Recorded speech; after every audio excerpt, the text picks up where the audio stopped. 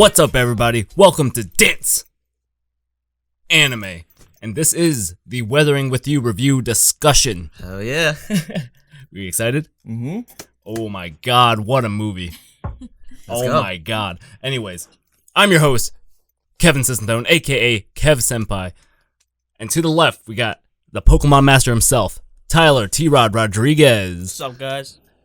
Next to him is my own blood, the Vegeta to my Goku, the Bakugo to my Midoriya, the Hodaka to my Hina. Oh. Steven Sissenthone. What's going on? I'm back. The saga continues. And next to him, the IRL tsundere, Kayla, Dennis. That's the best It'll reaction. get easier. It gets easier. Anyways, I'm not sure how we're gonna do this, but I can't wait to talk about this freaking movie. Mm-hmm. There's a lot of things to say. Mm-hmm. I guess first we'll start with a spoiler-free. We'll talk about that for like about 10 minutes or 10 to 15 minutes, and then go into spoiler talk. But I guess let's just get around the board. Tyler, did you like this movie? Yeah. Of course I like this movie. Steven, did you like this movie? Yes, there's some things that are good and bad, but that's with every movie. I really, really do like this movie a lot, though, and I'd say I'd like it better than Your Name. And I know that's a lot of controversy, but we'll get into it. Yeah, you're not the only one, bro. Kayla, did you like this movie? Hell yeah. Hell yeah. Kevin, did you like this movie? Hell yeah, I like this movie. Some might say love. Oh, I love this movie. Big theme in a lot of these movies. Yeah. But all right, I guess you guys want to just get into it. Yeah, start us off. Yeah, please. Guide us. So this movie was it was refreshing. I'll give it that. It was a refreshing movie from the Shinkai films.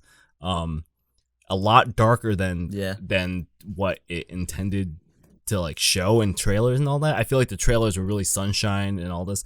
90% of this movie is dark gray bitterness, which is super surprising from what they shown. Because when I remember watching this, I was like, oh, it's gonna be another like love story, and I was super excited to see that. But then they flipped it on its head, and I was like, oh, it's super dark, and I'm super depressed. Yeah. But I guess what did you like from the movie? Want me to start off? Sure. Yeah. All right. I loved the animation. I was probably like the most sought after thing about this movie. If you're gonna go see this movie, it's for the animation. Everything else comes second to that. That's why I love the movie. A cool thing that they do in the movie is that they make it a big point to make it how like the weather affects your mood and stuff. And you're watching this movie, it's raining like for 90% of the movie, and it makes you feel like all sad and droopy, like you were saying, which I think is a really cool that they like kind of nail that into you. They keep saying how the weather affects your mood, and it really does. And it really goes to show during the scenes where, I'm trying not to spoil it, the sunshine parts of the movie, it's more effectful. Is that a word? I think it's a word.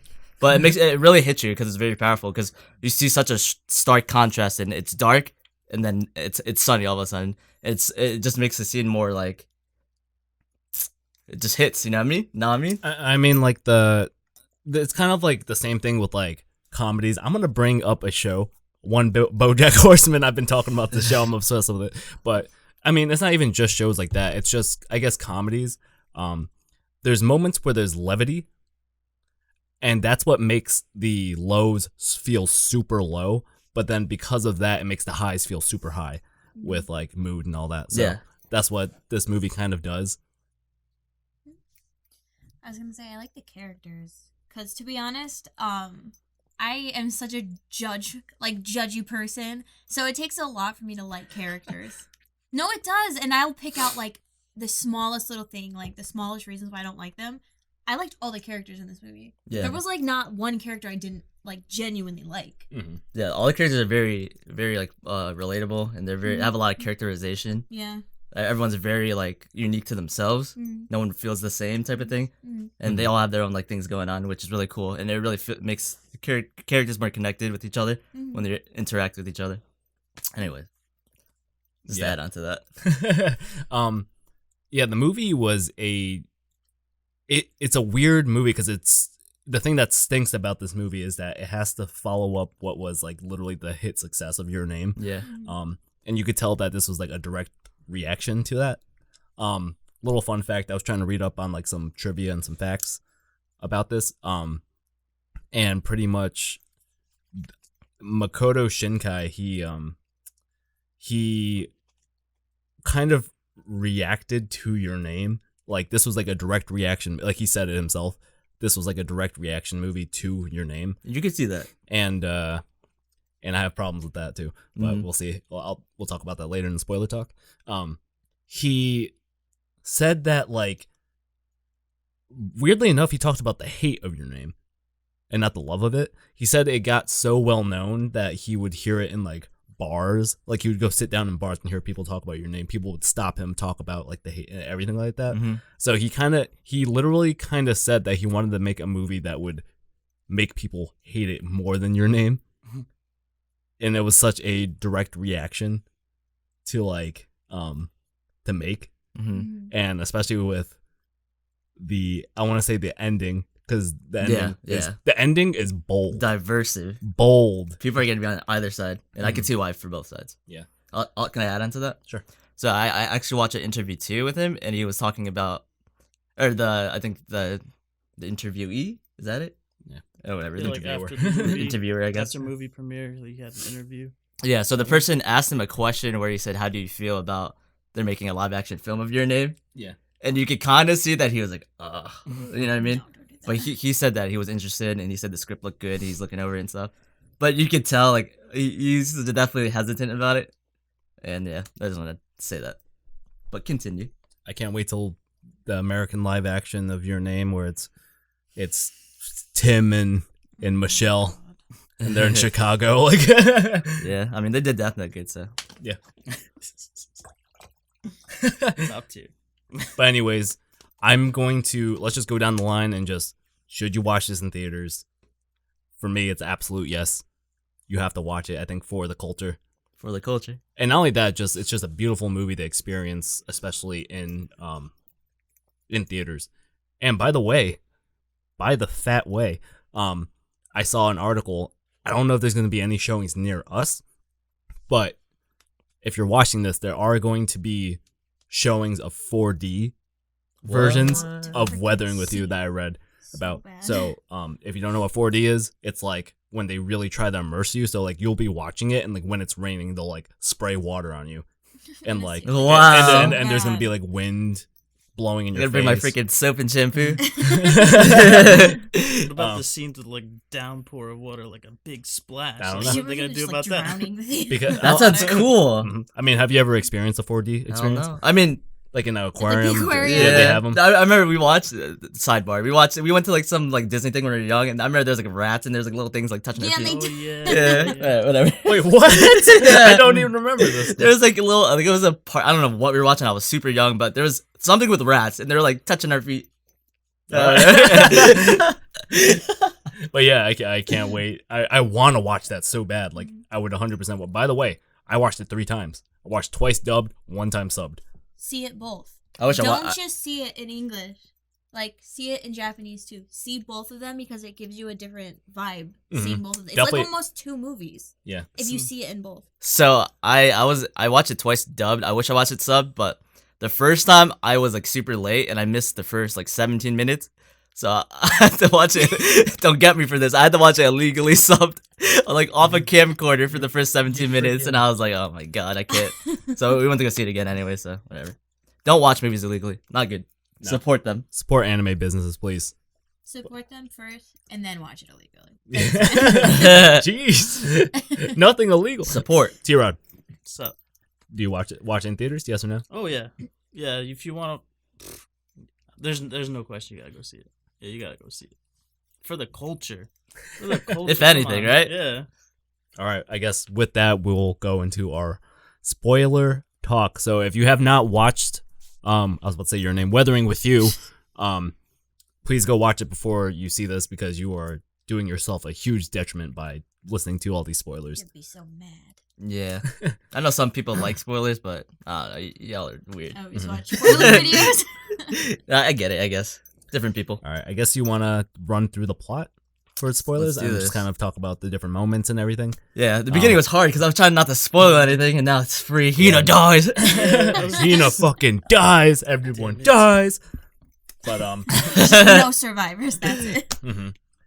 Makoto Shinkai, he's dead. Like no more of these movies. Stan Lee was in the movie. Oh shit. But, all right. Rip. So movie starts with what you see is a young boy named Hodaka. He is on a boat, and everything I think is at gray at the moment, and he's going through people. It's looking like a makeshift Titanic, and he's like, "Oh, excuse me, blah blah blah," and then he goes out, and he's amazed at this rain. It's raining, and he's looking up at the sky, and he's Sugoi, wow, and this Awesome. and yeah, and you hear this what seems like a pterodactyl go, and then, douche, just a big thing of fucking water splashes on him. It's downpouring, and because of that, the boat tips over. Becomes the Titanic, and he's about to slide off, and he's about to die until one great man, Kisuke Suga, grabs him, and he is, grateful. He's like, "Damn, I saved your life, kid," and he's just like, "Wow, thank you." So naturally, they have dinner. They have a "you saved my life" dinner. Well, I mean, Suga has dinner. Yeah, Suga, he kind of buys himself a meal and beer with this poor little kid's money. Super like immature in a way. He's like, "I just saved someone's life," and he kind of like says that too. He's like, "Oh, it's the first time I saved someone's life." Yeah, and he's like, Yeah, I was like, okay. You know what I mean? I deserve a beer. Now I want to talk about the I guess what did you feel at this opening scene? Well, first of all, you see Hodaka with like these bandages on his face and stuff. Yeah. And you're kind of thinking like, what's good with that? And I don't know if you want to get into that now because I know you want to say some things. Yeah, I mean definitely. Let's just go into the part where I think this movie does such a great job with building characters without dialogue. Environmental storytelling is 100% environmental storytelling. As you go through the movie, and we'll go through the plot, you begin to see that that Hodaka is abused, whether he is compliant with his parents and his whole family life or not. And you'll see that through like the bandages on his face. He literally says later on, he gets like food. He gets a Big Mac, literally a Big Mac, and he literally says that this is the best dinner I've had in my 16 years of living, which is he's Sad 16. Sad as hell. which is awful. And that's Did you say just 16? Yeah, Yeah. He said in my 16 years of life, this is the best dinner I've ever had, and it was a Big Mac. and he's 16 by the way. But It's like, damn, what the hell do your parents feed I forgot what I was gonna say. We got into the Big Mac. Yeah. That damn Big Mac. But anyways, continue on. No, I got it. I know a lot of people would like criticize and say that like I wish that they would have showed his background story. I wish it would have showed that. Yeah. But it's kind of good. I kind of like how he didn't show that, and he kind of tells it in a way. Maybe it was a resource thing because he only had certain amount of time to make the movie, and he just didn't decide to show that or whatever for whatever reason. I think it was cool how he shows it in a way where through the environment. Yeah. He doesn't have to show that. You could kind of get what was happening to him because of the bandages and stuff, and the way he acts with the Big Mac. So I just think that's cool. Whatever. Go on. And as he's going through Tokyo, and he's like moving, it seems that he's moving to Tokyo, and by moving, he's running away. He's running away to Tokyo, and he says, "Tokyo sure is scary." Yeah. And is it scary? Probably for a I 16-year-old kid with like barely any money or anything. Yeah, I mean, this dude is literally, I think he has very limited money, which he's spending like at like a crazy rate. Just showering and eating. Stole it from his parents though. I mean, it's Because possible. like he had like a lot of money for like being as young as he was, but like not Maybe just like he's a just grinder. not enough. You know, it's weird. Yeah. Yeah. And slight symbolism. He's reading Catcher in the Rye. Good book. Really? And Yeah, if, it was on the table. Yeah. it's on the table, and it shows him opening the book and reading it. Which, if you haven't watched Catcher in the Rye, it's a lot about like. I haven't. So when I seen that, I was like, "Fuck, I'm not gonna get what this means." And I mean, that's also I thought it was a little too on the nose because it felt like Makoto Shinkai was a little like, this boy is like friggin' Holden Caulfield from Catcher in the Rye. Yeah. Like, here's a close up of Catcher in the Rye. I don't know. I mean, I think it's cool that he there's like there's a lot of layers to this movie, right? Mhm. And little things. It's either you get it or you don't. And if you get it, kind of, you have that moment. You're like, oh shit. Mhm. And you kind of got to think about it.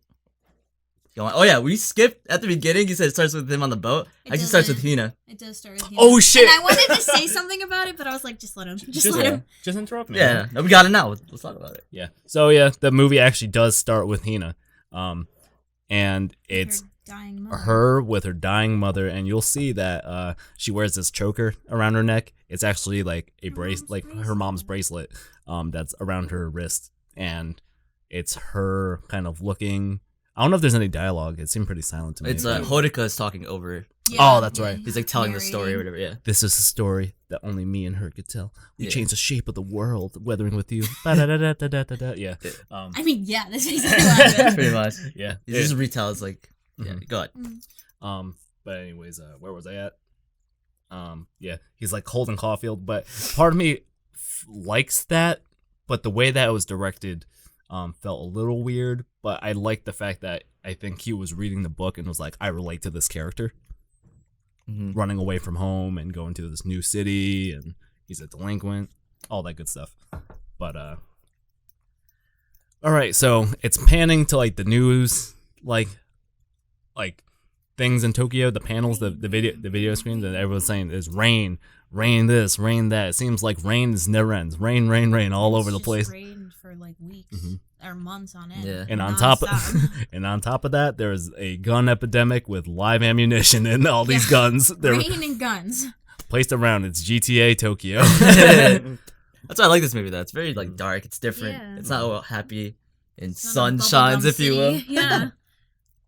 And he's sleeping all over the place because he's a homeless boy. He doesn't have enough. Yeah, he doesn't have money to go and sleep in these hotels, but he has enough to like, shower. I know. At least he doesn't smell. The shower and use like the internet. At the same time, he befriends a cat he names Rain. Or Ame. If you watch the Japanese. And he befriends this cat, and he's like feeds him every now and then, but and one day Kind of like him. he's a little biscuit. But No, I mean the cat's like him in a way. In a way. the cat's very much like him, definitely, and that's like kind of his first friend in Tokyo. And then he makes his first enemy in Tokyo. He is sleeping in front of what seems to be like some sort of love club or whatever, or strip club. I don't care. That's a strip club. And what's messed up, these two girls find this little kid sleeping next to a garbage can, and they're like, is he dead? What's good? Like, what are you doing? And then what seems to be one of the workers at the club, and he's drawn to look like a dickhead, and kind of just like, hey kid, you can't sleep here. By the way, there's multiple people that just keep kicking him out of places. They're like, you can't sleep here, you can't sleep here, you can't sleep here. It's a little ass kid. You could sleep here, Hodaka, if you want. At the Dance Anime Dojo. And this guy trips him, and he falls next to the garbage can and knocks everything over. They walk into the Love Club, and Hodaka finds one of these guns. Yeah, it was in the trash can. Must be a toy, but he keeps it because he's like, oh shit. Oh wait, no. Because do they reveal the gun right there? So the dude like trips him. Yeah. Knocks over the garbage can. Out comes his bag. Yeah. He just takes the bag and puts it in it. And then he goes to Mickey D's.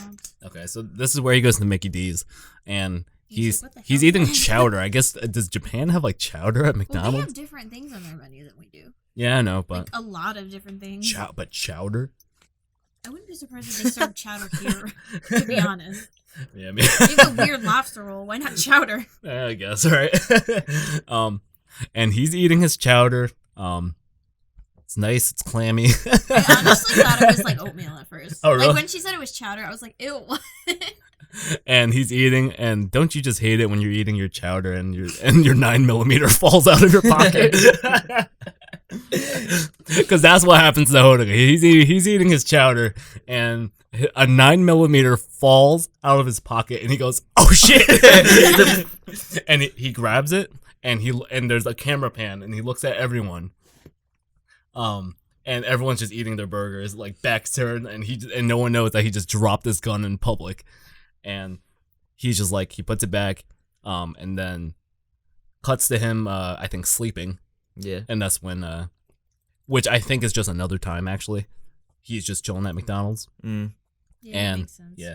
And they, and all of a sudden he's woken up to what I said earlier, the best dinner in his 16 years of living. And a little cutie with pigtails. And a little cutie with pigtails. And that is Hina Bobina. I have no idea. Hina Bobina. I was like, I don't know what her last name is. Yeah, what are the whatever. You probably say it. I was like, The movie. yeah, I watched it 3 times, did not pick it up, so Yeah, not at Yeah. all. all I know is Kisuke Suga. Kisuke Suga, the best character. Fuck. Anyways, and she's pretty much like, go ahead, eat it. And he's like, you sure? You're gonna get in trouble. And he's just like, no, just eat it. Trust me. Do you want to eat chowder for the fucking rest of your life here? Trust me, it's on me. And she does a little wink at him, little Cute giggle, little runaway. and a little cute runaway. And I'm reading.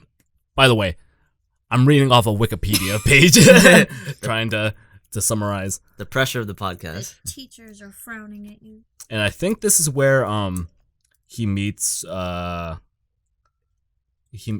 does he bump into Kisuke? I think he goes calls searching for him, right? He tries Yeah. to calls him, doesn't pick up, and he gave him his card earlier or something, Yeah. or some kind of contact I'm information. pretty sure he was 'Cause just he- gonna ask him about the gun. I'm pretty sure that was like the reason why he was trying to find him. I don't know. No, wait, I thought I he feel like it was because he went to look for him after the gun thing. was looking for a job, and then That could be it. He was I looking think for he just wanted something. help. Yeah, he just Like, needed help. This man's living at Listen, man. McDonald's. This he boy- said, "Call me if you need help." That's what he told him. okay, so he calls one Mr. Kisuke Suga, saved his life one time. He needs another saving of his life. There's guns everywhere in Tokyo. I'm eating chowder. I got diarrhea. Yeah, he was a lost soul. And So he takes the bus there. so he calls him, takes the bus to his apartment, and he opens the door. No Kisuke Suga, but Love how he just walks in. I yeah. know, but I mean, it says like it's not an apartment though. Like Yeah. a business. Like it's a business. Yeah. So I mean, I guess. and we have a Miss Natsumi Suga, which I believe is her last name too. I assume I assume. because they're married, right? Niece. Spoilers. Spoilers. But But I would assume that her last name's. I was like, that's why you're all watching this. You know the movie. You're Yeah. just trying to relate to us.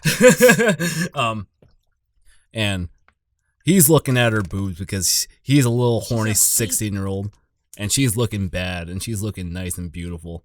I love Natsumi. Voiced by one Allison Brie in the English dub, which Killed it.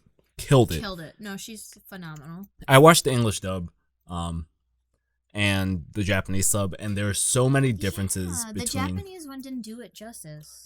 They're gonna No, but they're gonna find you. They're gonna seriously. beat you up. No, some of the characters they did like really good, but for that character, for some reason, it just didn't do her justice. Mhm. The thing is with English dub and the Japanese sub or English She sub, was right? Yeah, I'm pretty neutral on like the way that each character was portrayed, but there was something that Allison Brie did. Shout out. Shout out to Allison Brie if you're No, watching seriously, she No, really seriously. brought that character to life. this. And she just added so much personality to it, and I don't know if it's just because I don't know the Japanese language that well, Could be. but there's just something. She wasn't as silly and like Yeah. happy. I feel She had a like. lot of personality Yeah. in the dub.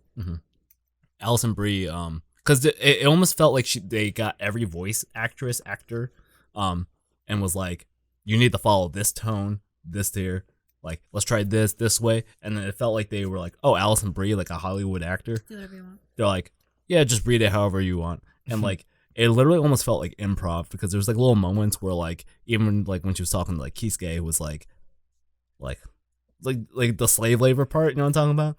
Like, I don't know. In Japanese, it came off of just like, what? That's slave labor. I'm going to turn you in myself. Whereas like, Alison Brie, which was like, it felt more like what? You're paying him 30 slave labor. I can't believe you. Like, I'm gonna turn you in myself. Wow. Like, she felt so much more like unique in that sense. Yeah, he's talking She about. was more of a jokester. Go ahead. Yeah, no, she was a jokester in that movie, but he's talking about the part in the car where they're talking about how much money that Suga's paying Hodoka. Which is nothing. It was like 3,000 yen. But anyways, they meet up and they get introduced to Natsumi, and then Kisuke finally comes in a little bit later, and it turns out that they work for a newspaper type website, article, whatever thing they write. They write articles. Yeah, they write articles, but they write articles on one of my favorite things, conspiracy theories, which is freaking awesome. Yeah. The thing is, I don't know if they actually write for something specific. It looks like they just write stuff and then they like hope people buy them. Because there was like one of the times he was talking on the phone and then he was like, "Oh, you're not gonna buy it? Okay, we'll try again next time." You know what I mean? So it looks like they're just really struggling. Yeah, it seems that way. I mean, they literally paid Hodoka like $30. Poor kid. But they like pay a month. Yeah. $30 a month. Not even a week. A month. But they pay his bills and shit. Yeah, so place to stay. I mean, he says that. $30 a that's month? solid. I take that, dude. I'll take that deal. Gosh. I was like, I went way too far. But anyways, they after they kind of like hint at what is like the Sunshine Girl, like that's a conspiracy to follow, and Hodoka kind of and Natsumi, like they all kind of go around town asking about this Sunshine Girl. Where is this? Where's the Sunshine Girl? Who's the Sunshine Girl? Mm-hmm.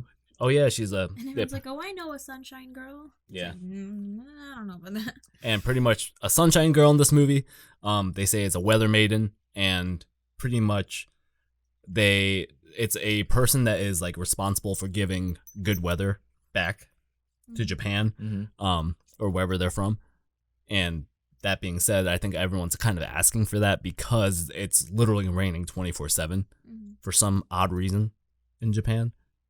That being said, as they're looking, it cuts to Hodoka. I'm not sure how he gets to this point, but I think he was going out of the place and he sees Hina. Yeah, walking with the guy, bad guy. And she's, Strip club guys. And she's walking with a bunch of older men. And they look like a bunch of scumbags that are like sex trafficking. It doesn't look good. Trying to get her to dance. And Strip club. Or whatever. But Hodoka follows them, and pretty much he knows that they're up to no good, and pretty much grabs her, and they start running. So they start running, and then they get caught because these guys have 6 foot limbs, and Hodoka has 2. Yeah, and they're desperate, and Hodoka and Hina, they have 2 feet limbs. I mean, yeah. But Shinkai loves running. In all the movies. Loves training. He's definitely shows, he likes to show a lot of motivation by like actively moving. Yeah. So they run funny. They're like, no, they do though. The running animation's really good in this, I thought. It is. I think it's kind of funny though. It just looks slightly not right. Oh, this was the scene at the end. That's hilarious. Yeah, it zooms up to that. Yeah, I think the thing is Mob Psycho. A little bit, yeah. Ran. That's exactly how it's like oddly realistic. That's what it is. Yeah. It's like a little oddly realistic, but so pretty much they catch up with their 6 foot limbs, and he tackles Hodoka, and he's on top of him, like Nala on top of Simba from Lion King. And at first, there's a little weird. He's like kind of like little slaps. He's like fucking with him, which is really funny. Yeah, he's like a bully, man. Yeah, like Yakuza. And he's just like, and pretty much he's like, "What the hell you think you're doing?" Full slap. And you're like, "Damn, I felt that." Yeah. And he's like, "You're about to make her." And you know what? They don't say it explicitly, but he's like, you're about to make her. And then he was like, oh, her? He's like, me and her had a deal. You have no business with this. And then he, just from arguing, he goes, oh, I remember you. You were the guy sleeping in front of the trash can when I told you to go. Salty ass. And that's when he gets angry. And he says, what is this, some kind of payback? And he fucking winds up and punches his face. His face hits the ground. And it was one of the most violent shots I've ever seen from Makoto Shinkai in anime, I guess in general. It was violent. Now, as this is happening... The sound design real quick is like crazy during this shit. Yeah. You want to explain that? It's like, look at they do like a lot of like reversing and shit. Is that here yet or like soon after? I'm pretty sure it happens like right here, yeah. It's cool, man. Anyways, it's during this point. One of the things I love in the show is that this movie, it does a great job with the sound design to make the audience feel uneasy, and it kind of does the same thing that like if you play Doki Doki Anime Club. Yeah. Doki. Fuck. I was like, okay. No.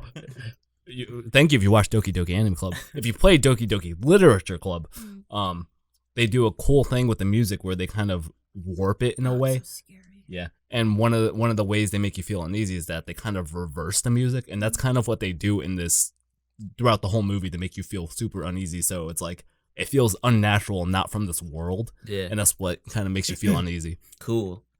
Hodaka's getting desperate. He's getting punched in the face.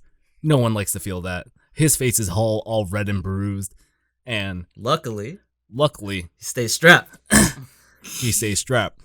And earlier, before he sees Hina, he actually reaches for the gun a little bit in his bag.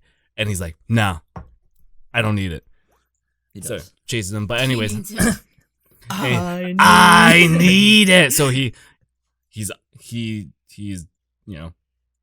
got no choice. Yeah, he's out of options. He's got no choices. And all of a sudden, you see the gun pull out. And he's pointed at... Now, what did you think? Because you missed him getting the gun. Oh yeah, so I was about to fucking laugh because like because that's such a like a meme. Like what the hell? Because like I could picture you like because you so this guy he missed like the first 17 minutes. I said that earlier. Yeah. Oh really? Yeah, 17? 17 Damn, exactly. like 1732. Something. So he had no context that this kid had a gun on him. So all of a sudden there's like this like this conflict that you see in anime a lot, and all of a sudden a gun comes out. I thought I stepped into the wrong movie. I'm Makoto Shinkai? Relax, dude. Yeah, so I walk in and it was like slightly before this, like right before the running part when she decides to run and go grab Hina.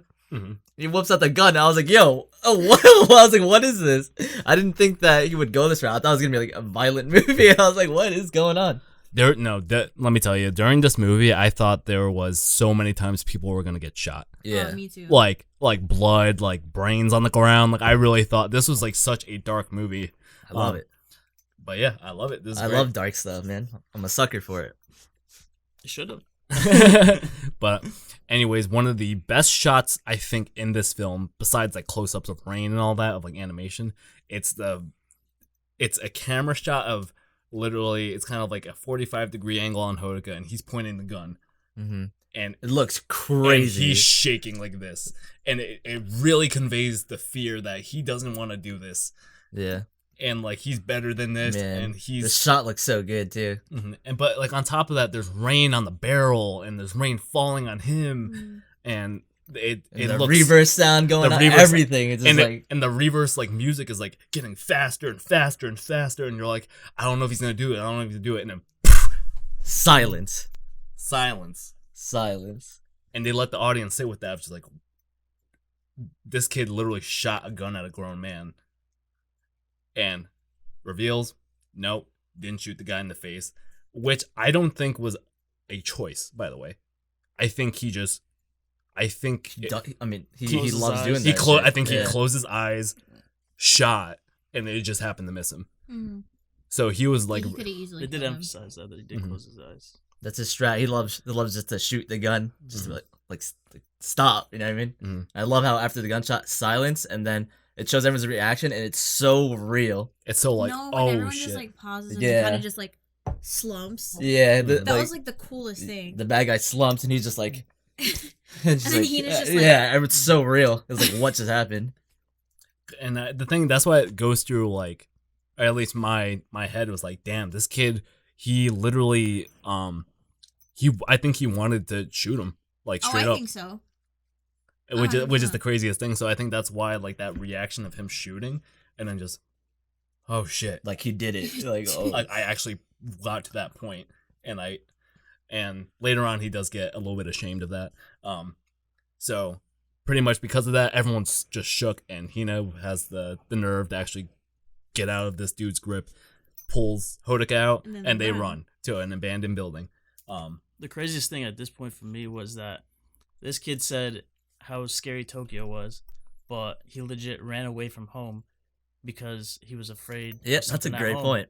Like, I was like making parallels. Like, this world is literally so scary from the comfort of your home, and you're legit like, no, I gotta stay here because whatever's at home, I'm afraid of more than this. Yeah, that's correct. That is a terrifying That's what I felt feeling. at this point, and I was like, okay. If he's more scared Can I of see being where this is home than going? he is to be like But in this freaking world. I had to leave that up to assumptions of what happened at home. So Yeah, it doesn't ever get explained either. So it's just all up to imagination.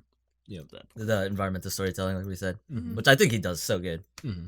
With a lot of characters. But Yeah. anyways, they run off, and Hina is like, "What the hell did you just do?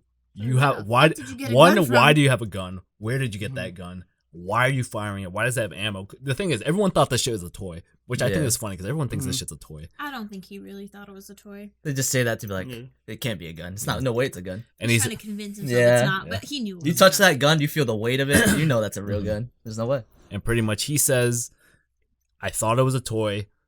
It gave me good luck, and that's why I held on to it ever since he found it."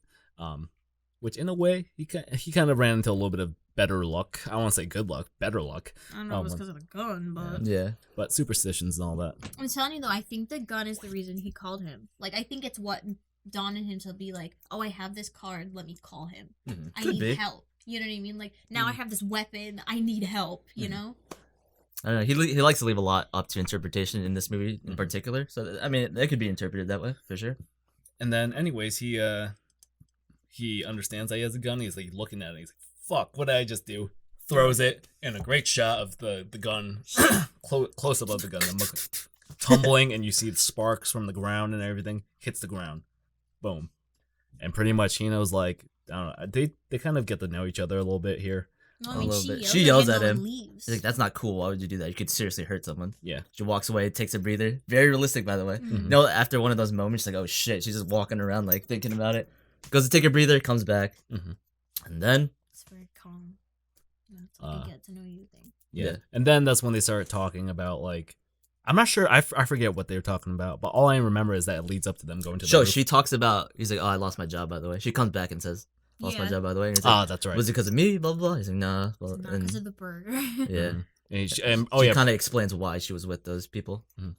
and pretty much I'm pretty sure this is where she's like, yeah, like I'm with those guys, like I need money. Yeah. And she's like, I'm sorry. They're struggling, by the way. You Yeah. can tell that they're both very in the same place.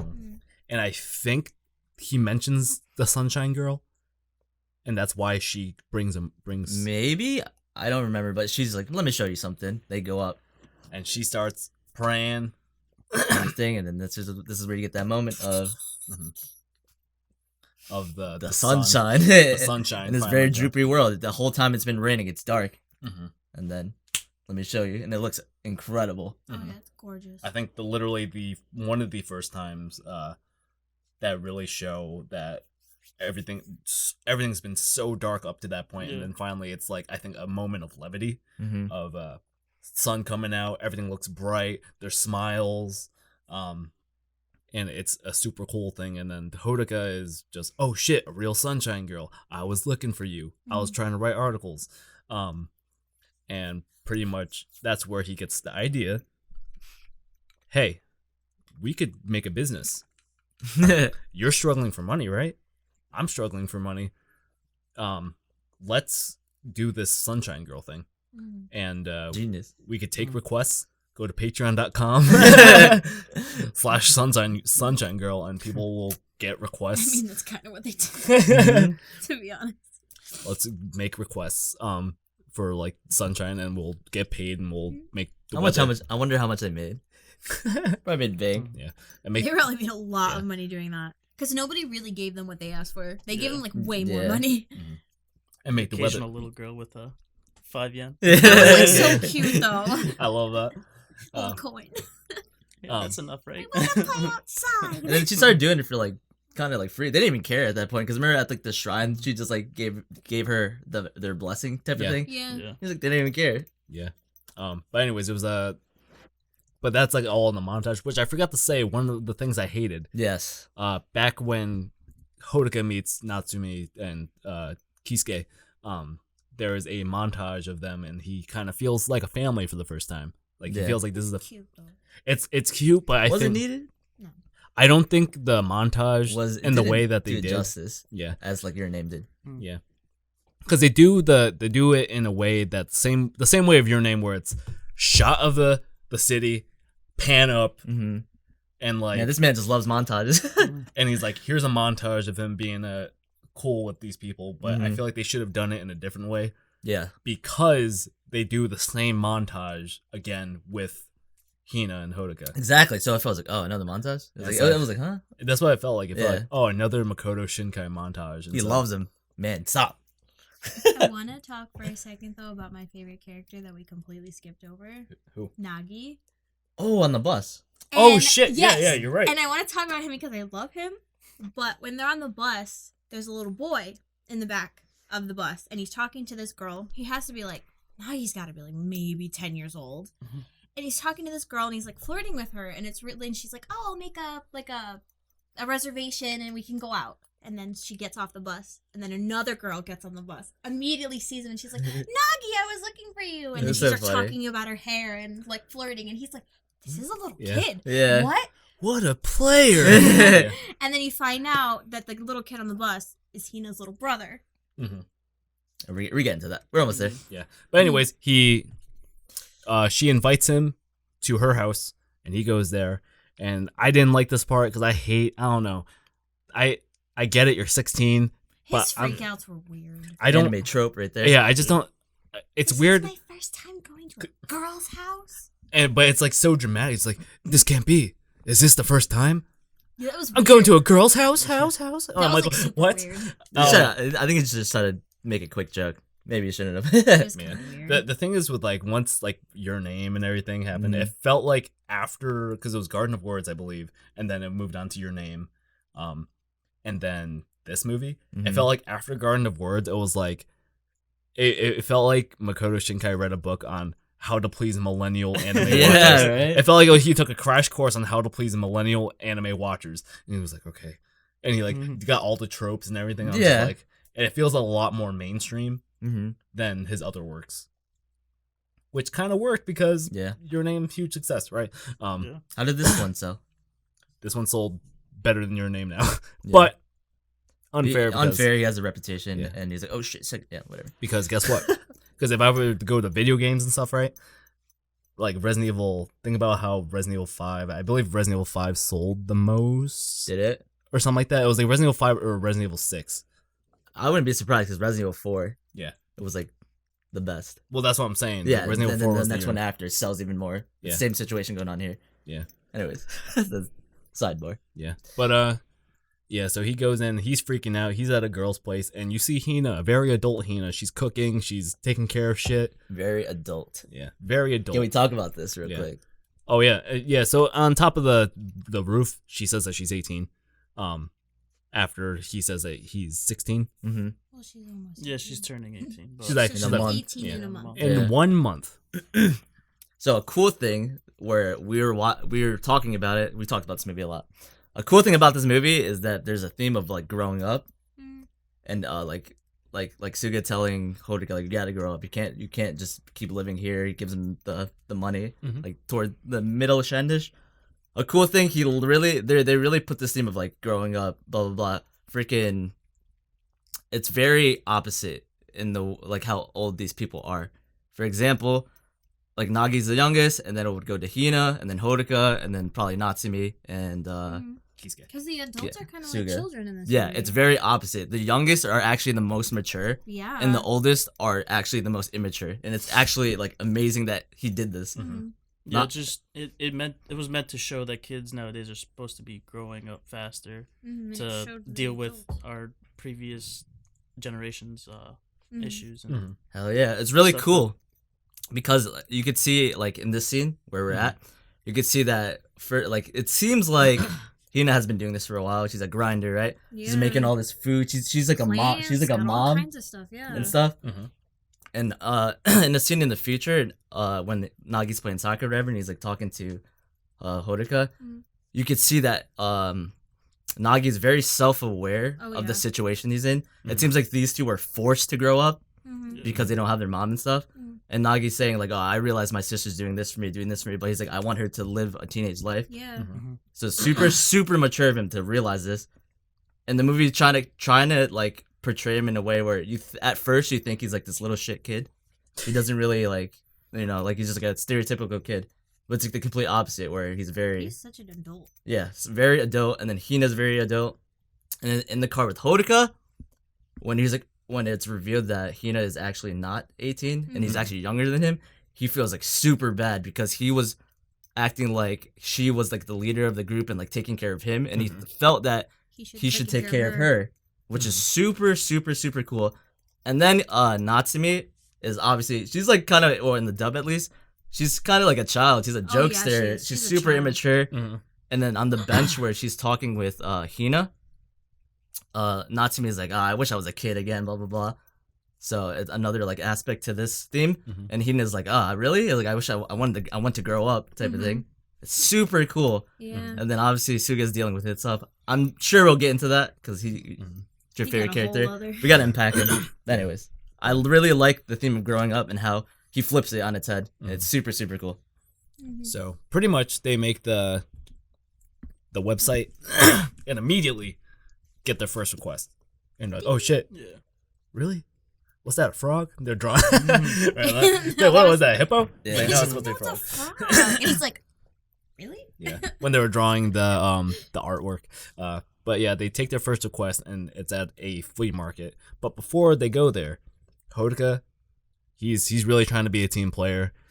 Even though Hina has all the sunshine girl powers, he what is one of the greatest jokes I think in this film. I love this thing. He goes, all right, hold up. Before you go, he's like, I got you this. And it's an umbrella. And she's like, oh, okay, an umbrella. And she opens it up and it has all of like the rain spirit like charms. I don't know what to call them. I forget. I think they're called like teru or something like that. And they're little ghosts just like on each part of the umbrella. There's like two on each, so there's like this little. So they just kind of jingle around. They're like little derpy ghosts. And she's just like, yeah, no. I don't need it. And he's like, wait. I got one more secret weapon. And a big ass Teru, I think is his name, just comes walking in and is just staring at him. And she's just like, yeah, no. And reveals it's the little brother. He gets the fucking big head and he's like, I fucking told you, Hodoka. And just slams it in I love how the head like hits him back in the face though. Yeah. And bounces. And that's the funniest thing. You could tell that freaking Nagi, he literally wants to do anything that makes his sister happy. That's why he's so on board with all this stuff and stuff. And that's why he doesn't really care that Hodoka's like with her and stuff, because he sees that she's happy. Yeah. And he really like wants his sister to live that teenage life and be happy. And that's why he's like doing all this stuff. And he keeps it. Like, Yeah. even if she said no, he still wears it. Yeah. He just wants to like tag along type of thing. And so they go to the flea market and they're doing a thing and she's doing the praying thing. It's funny because you'll see like Nagi is literally running around in the big ass costume like in circles. And he's like going, This is a great montage. This one's a good montage. Yeah. And then it's like Hodoka, he's like going like this with a freaking umbrella and he's going fucking buck wild and nothing is happening. And the flea market guy's just like, just tell him go home. And they're like, who are these weird kids that you hired? And eventually, and it's funny because it's Hodoka's like, you want some water? Like they're really trying to like, like do it, please do it. Like you want do some the water? thing. Yeah, and then Nagi's just like, oh, you want a piece of candy? Piece of candy? And eventually they're like, all right, that's it. enough is enough. Tell them to go home. And then like as that perfect timing, clouds part, beautiful sunshine, and they get paid handsomely for it. Oh yeah.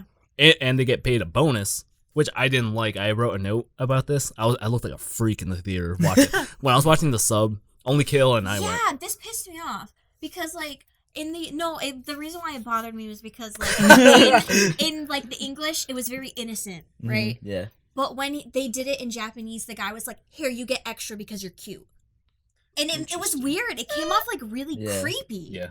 I wonder why they changed it. And I hated that. I hated that was like the translation for it because I was like, it was so much nicer in English because they were like, "You guys did a great job," but he made it creepy in like in Did Japanese. he sound creepy? Yeah, because he was like, it changed the whole mood of that one. yeah, it made that whole situation weird. Damn. Because you're just like, oh, for a little cute girl. Yeah, it was creepy. I hated that. I was like, oh, Stop. why? The people that like subs, I see you typing. I see Stop your it. fingers. From But wait, stop. It was weird. Like there was a few things like in that movie that came off like the translation came off really weird. Like weird. Yeah, like, they're gonna kill you. But don't get me wrong, I loved it. I actually loved the Japanese. I thought it was great, yeah, but it's there was great. just a couple of moments that I was like, "Oh, this Good. is weird. I don't like this." I mean, literally, we'd be saying the same thing if the dub said, yeah, oh, here's money because you're cute. I would have been like, "Ew, for, what?" for a cute little girl, here's some extra money. Yeah. But and if the sub changed it to, like, oh, here's money for a job well done, I would have been hating on the dub versus the sub. Like there were so many moments that were like innocent that like the English translation made it creepy. Yeah, that was bad. But Japan Yeah. things. Desensitized from anime. Yeah, Say whatever the hell they want. Hmm. I but low-key agree though, because like you go from telling him to go home to admire, like creeping on him. yeah. But yeah. Anyways, they get paid handsomely, and they are looking at how much money they got, They're like, "Damn, look." and you get a friendship jump where they all jump and they go, "We did it!" Or in Japan, "Yatta!" And that's the start of Cue the another montage. Cue I love that Makoto montage, Shinkai though. montage, Great montage. which is one of the best montages. I was about to say, I You don't- didn't have to do the first one, man. Just No, get that shit out. of the whole movie. There's only two, but then if you consider like even like Garden of Words and all that good shit, this one just hits. I feel like the running scene when he's running for forever. It felt like I felt like that montage meant a lot more because he was just like going back. To I want the to talk about memories. this when we get there. Yeah, when we cross That's that a good bridge. one, too. When we cross that bridge. So yeah, they're having this great montage of them getting requests, and their business is booming and booming, and they're getting requests. Nagi's running around, he's jumping, they're fucking making the rain dance And with all the candy. all the candy. They're popping candies like it's Molly, and they're drinking water like it's alcohol. I don't know why I turned these kids into like just delinquents. You know what? They are delinquents though. They're not. I mean, not in that sense. They're trying to get by. Yeah, they're just They're trying. hustlers. They're not They delinquents. came from a bad place. That's Yeah. all. And I believe somewhere down this line, this is where the cops, they introduced the cops. The detective or whatever. Yeah, there's Same like stuff. detectives Yeah. chasing the goons. Yeah, the strip club guy. They're just like chasing him, and he's, He's like- running. He's like, I swear, I didn't know she was a minor. And he's like, "That's not why we were chasing you, You freaking dude." creep. You should get caught for that anyways. I know, right? They just kind of sigh. They're like, that's not why we're here." But anyways, what eventually the montage ends. And by the way, when the sunshine the first flea market sunshine part, you get a cameo of what Easter is a little Easter egg Yeah. cameo from Your Name. Your name. You get the two friends, Teshi and I don't know. and remember. Cassandra Lee Morris, because that's her voice Their actress little in English. relationship.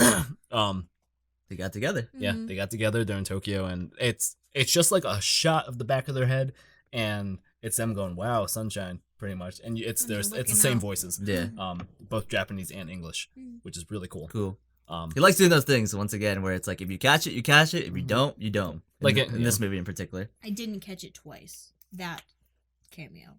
I caught it in the Japanese. I didn't catch it the first You're two probably times. aware of the scene though, right? Well, I was. I Yeah. told him to tell me, when is it, because I literally didn't catch it. Yeah. The other two I caught, that specific one, I just didn't catch it. But anyways, I didn't catch it the first time. I caught it the second time. Okay. I only caught it Or the did third I? time because he said something. Anyways, He was like, go it's on. about to be right now. And I was like, oh, okay, gotta pay attention. Actually, I don't want to talk. I was about to move on. I actually want to talk about the song that they used. It's surprisingly not a Radwimp song, unless Radwimp has a secret girl character in there that I don't that I don't know about. Yeah. But Radwimps, you know their voice like very well. They play it in the first montage. They play in Your Name and zen zen zen zen zen zen zen zen. But there's this girl artist in there that I'm not sure who it is, and it just works with this montage so well. Yeah. And it really it's funny because this montage makes you feel happy because of all the sunshine happening, everyone's smiling, job well done. Dude, it's so good, the man. little baby giving the 5 yen. Little things like that. Cute. And this is a great montage of, or a great monologue from Hodaka talking about how people are connected to the sky and how it affects our feelings. Moods and stuff. This is Our another moods. example of why they do it so good. It's all droopy, and then the montage hits. And then even the way that like it's a great parallel to where the audience is looking at the dark images and you're feeling sad, feeling droopy, feeling depressed almost, for lack of a better term. And then when the sun comes up, you feel happy. Yeah. You're like, damn, Nagi's running around like a little ghost. Like it's just good vibes. It's great. I feel like that's a reason why a lot of people like Your Name too, because the whole movie is colorful, and it makes you feel good and stuff. Yeah. And this one's like, it takes you to the darker part of Tokyo. But it gives you like a nice something. Levity. Yeah. That's the word of the day. Dictionary it.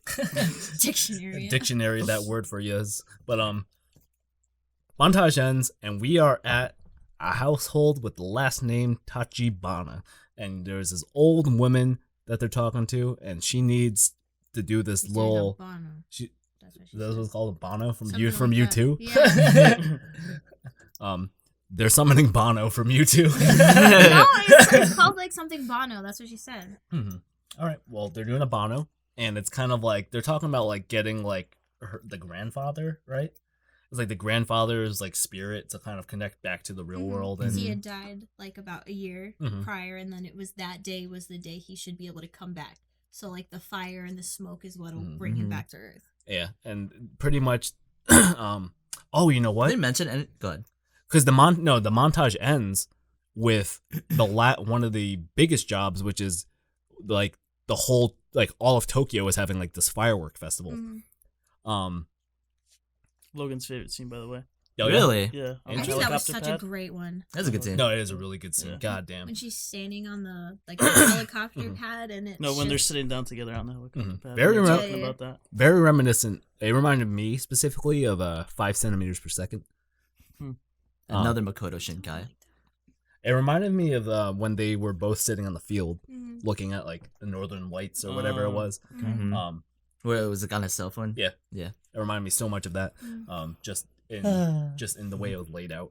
and then she's like, I'm in love with this sunshine girl. The Job. debate. He's like, I'm in love. I think I'm in love. You're like, really? They're doing it in this movie? With this job. No, I'm Flip the so table. happy.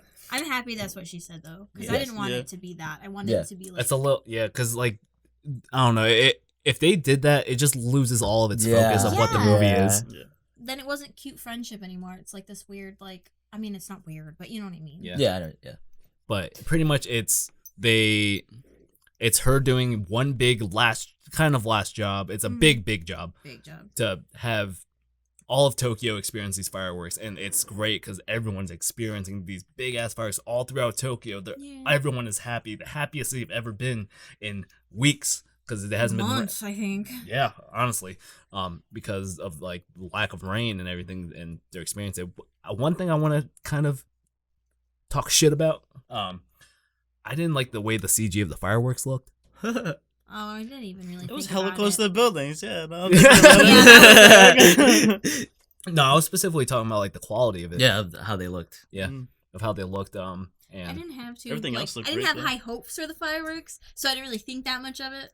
the thing I was, was just like, okay, they're fireworks. They're not real. Anything so. fireworks and anime related is just bad. Yeah. Fireworks? Yeah. The Fireworks? movie? The movie? Fireworks? from the producers of Your Name, but it's all propaganda. Don't Yeah. listen to it. Don't The listen debate. to it.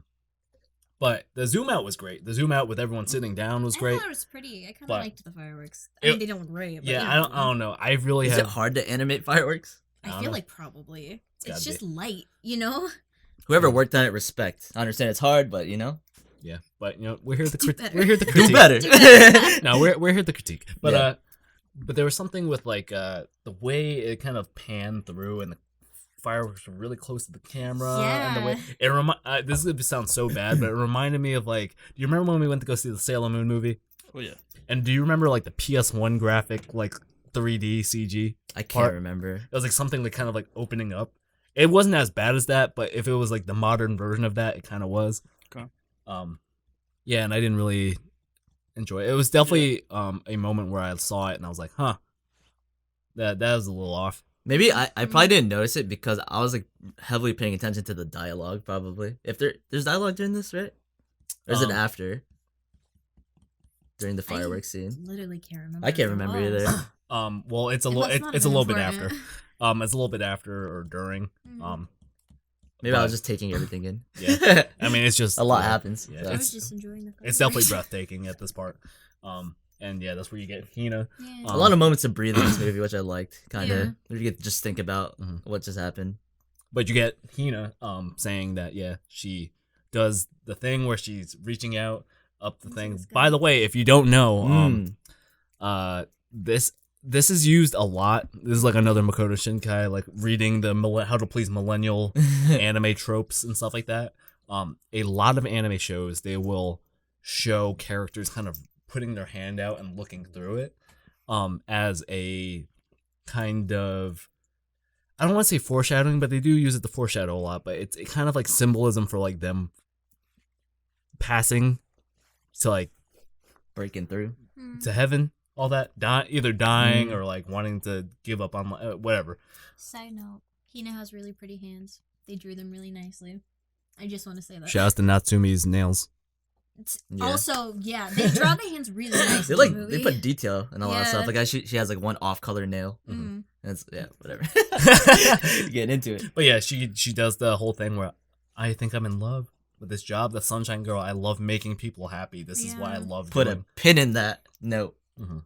That was like such a beautiful movie. And then after that, that's where you get the monologue kind of Hodoka. saying like, They're it's- feeling completely different things right now. and it's the part where he kind of says that he has feelings for Hina. It's the part where he says like, it's amazing how the sky could affect people's feelings.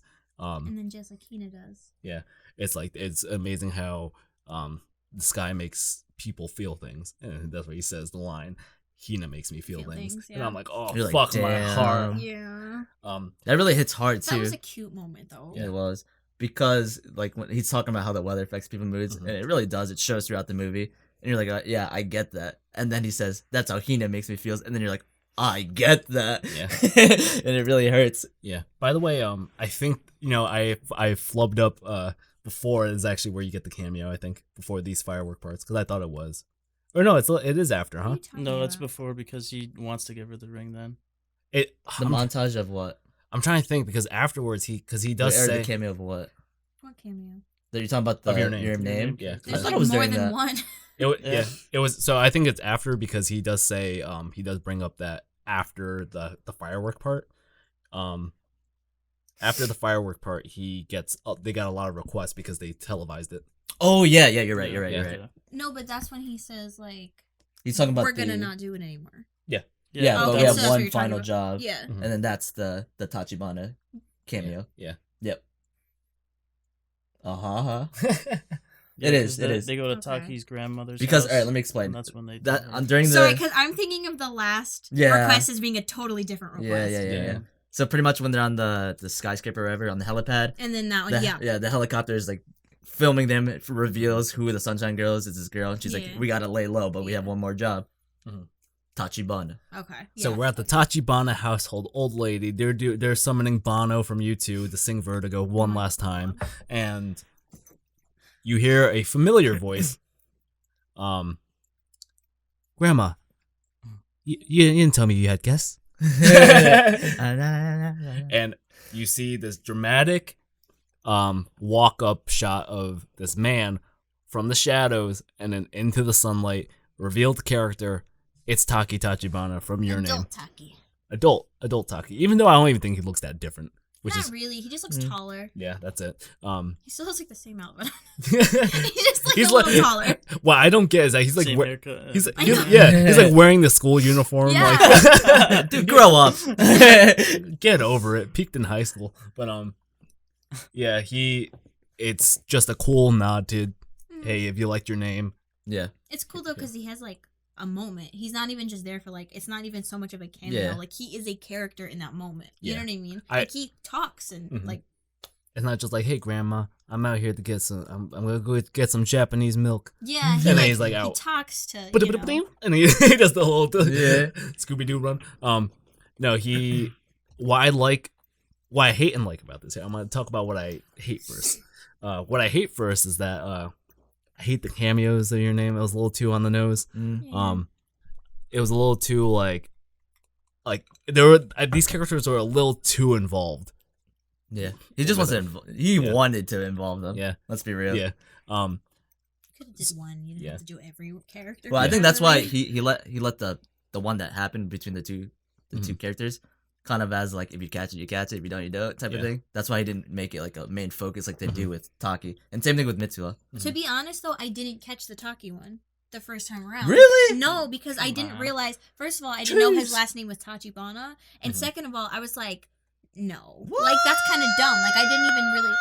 Because the thing was, I didn't think about it. I didn't think that. Like I caught the Mitsuha one because that one was obvious. To be fair, I guarantee you a lot of people didn't catch it the Yeah. first You know what? time. Logan didn't either. Because our I was friend. like, Taki, really? Like why? But Why that's- would they? You to, know? to me, I think that was just because they were so on the nose that this was Taki that no one Yeah. realized it was Taki. Yeah. That's weird. 'Cause I mean, I wouldn't have guess even I could thought see about it. I could see it. Because the second time, everyone freaked out.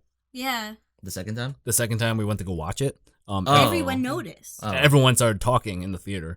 Yeah, I noticed that too. Yeah. But why? All right. The thing that I did like about Taki's appearance is that he does push Hodaka's character forward to what he wants to do. Mm.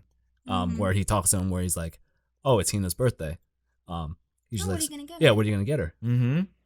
He's like, "I don't know." Blah blah blah. And that felt natural too. It didn't Yeah. really Yeah. feel forced at all. Yeah. But it wasn't like, yeah, it was very. It was like common talk, Yeah. like conversation. It was very. What do you want to get her? Like 18. That's big. Mm-hmm. Like, It's like, oh snap! you gotta you're get her, right. you gotta get her something special. They really make 18 a focus. You know what I mean? Like Yeah. growing up, 18. She's gonna be an adult. Yeah. Psych. She's already an Psych adult. boy. And yeah, I really like that. Taki's chill. The way he sits is so cool. I'm like, fuck. Mhm. He's just a bro. Yeah. And I'm like, damn, I want to be friends with Taki. Seems like he's been through some shit. Yeah, I mean. Uh-huh. And now what I completely disliked was the cameo of Mitsuha. That It didn't have to be as. Yeah. obvious. It didn't have to be her. They That's the could have thing. Yeah. kept the shade though. he just wants to involve them. Let's be honest. Yeah. It was subtle because they wanted to show her giving the ring to him Mm. with the wedding ring on her finger. Mhm. Mm. Really? Yeah, There's a wedding ring on her finger? That I didn't notice. yeah. Yeah. if There I'm was being a honest. so pretty much Confirmed. A lot Um, of people were like, "Are they together or they're not?" I didn't even know this. That's cool. so if you uh, catch it, you catch it. If you don't, you don't. so pretty much he goes, "Oh shit, you're right. I got it. Why don't you what about a ring? Let's get a ring." Mm, Goes to I guess you assume Taki was like, "Hey, go to this place." Right? Yeah.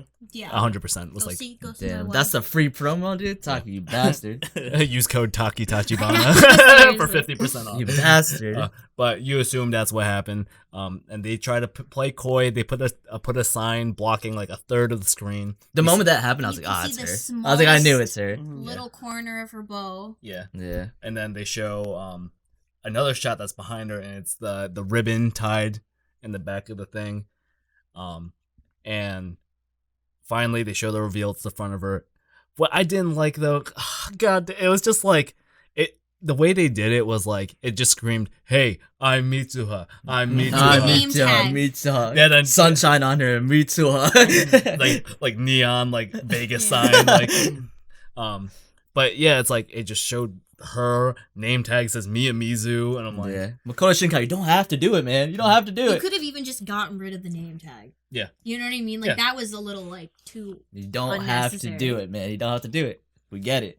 People love your name. We get it. And so yeah, he gets a ring. Also, wait, he kind of screws himself too, Makoto Shinkai, because it's like, oh, now they're in this world.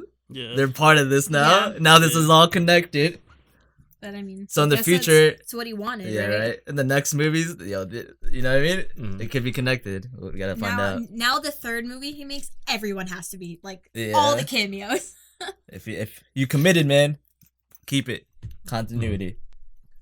But the one thing I wanted to mention that I think we didn't even gloss over was the fact that that the grandma was like, oh, wow, the real life Sunshine Girl, like you guys must get a lot of like requests. And he was like, yeah, like they televised the firework part, so we've been getting a crazy amount of requests, and they foreshadow here, saying that, yeah, this is gonna be the last job, and then that's it, and that's it because Hina's getting really tired. And he's like, yeah, like he's like, Hina needs a break. She's kind of getting tired. And they show a shot of her. She's actually sweating as she's praying and looking up to the sky, and she's smiling. That's a great part. To show that she's just fucking. She don't she's care, She man. loves doing it. She loves doing it. She likes making people happy. Yeah, exactly. Never worked a day in her life. Okay. If you enjoy what you do, Yeah, That's true. never work a day in your life. shout out to you, Hina. We need more people like you. And I don't know where along the line she gets the ring. Where along the line does she get this ring? Was it after this? Like The hotel. The hotel.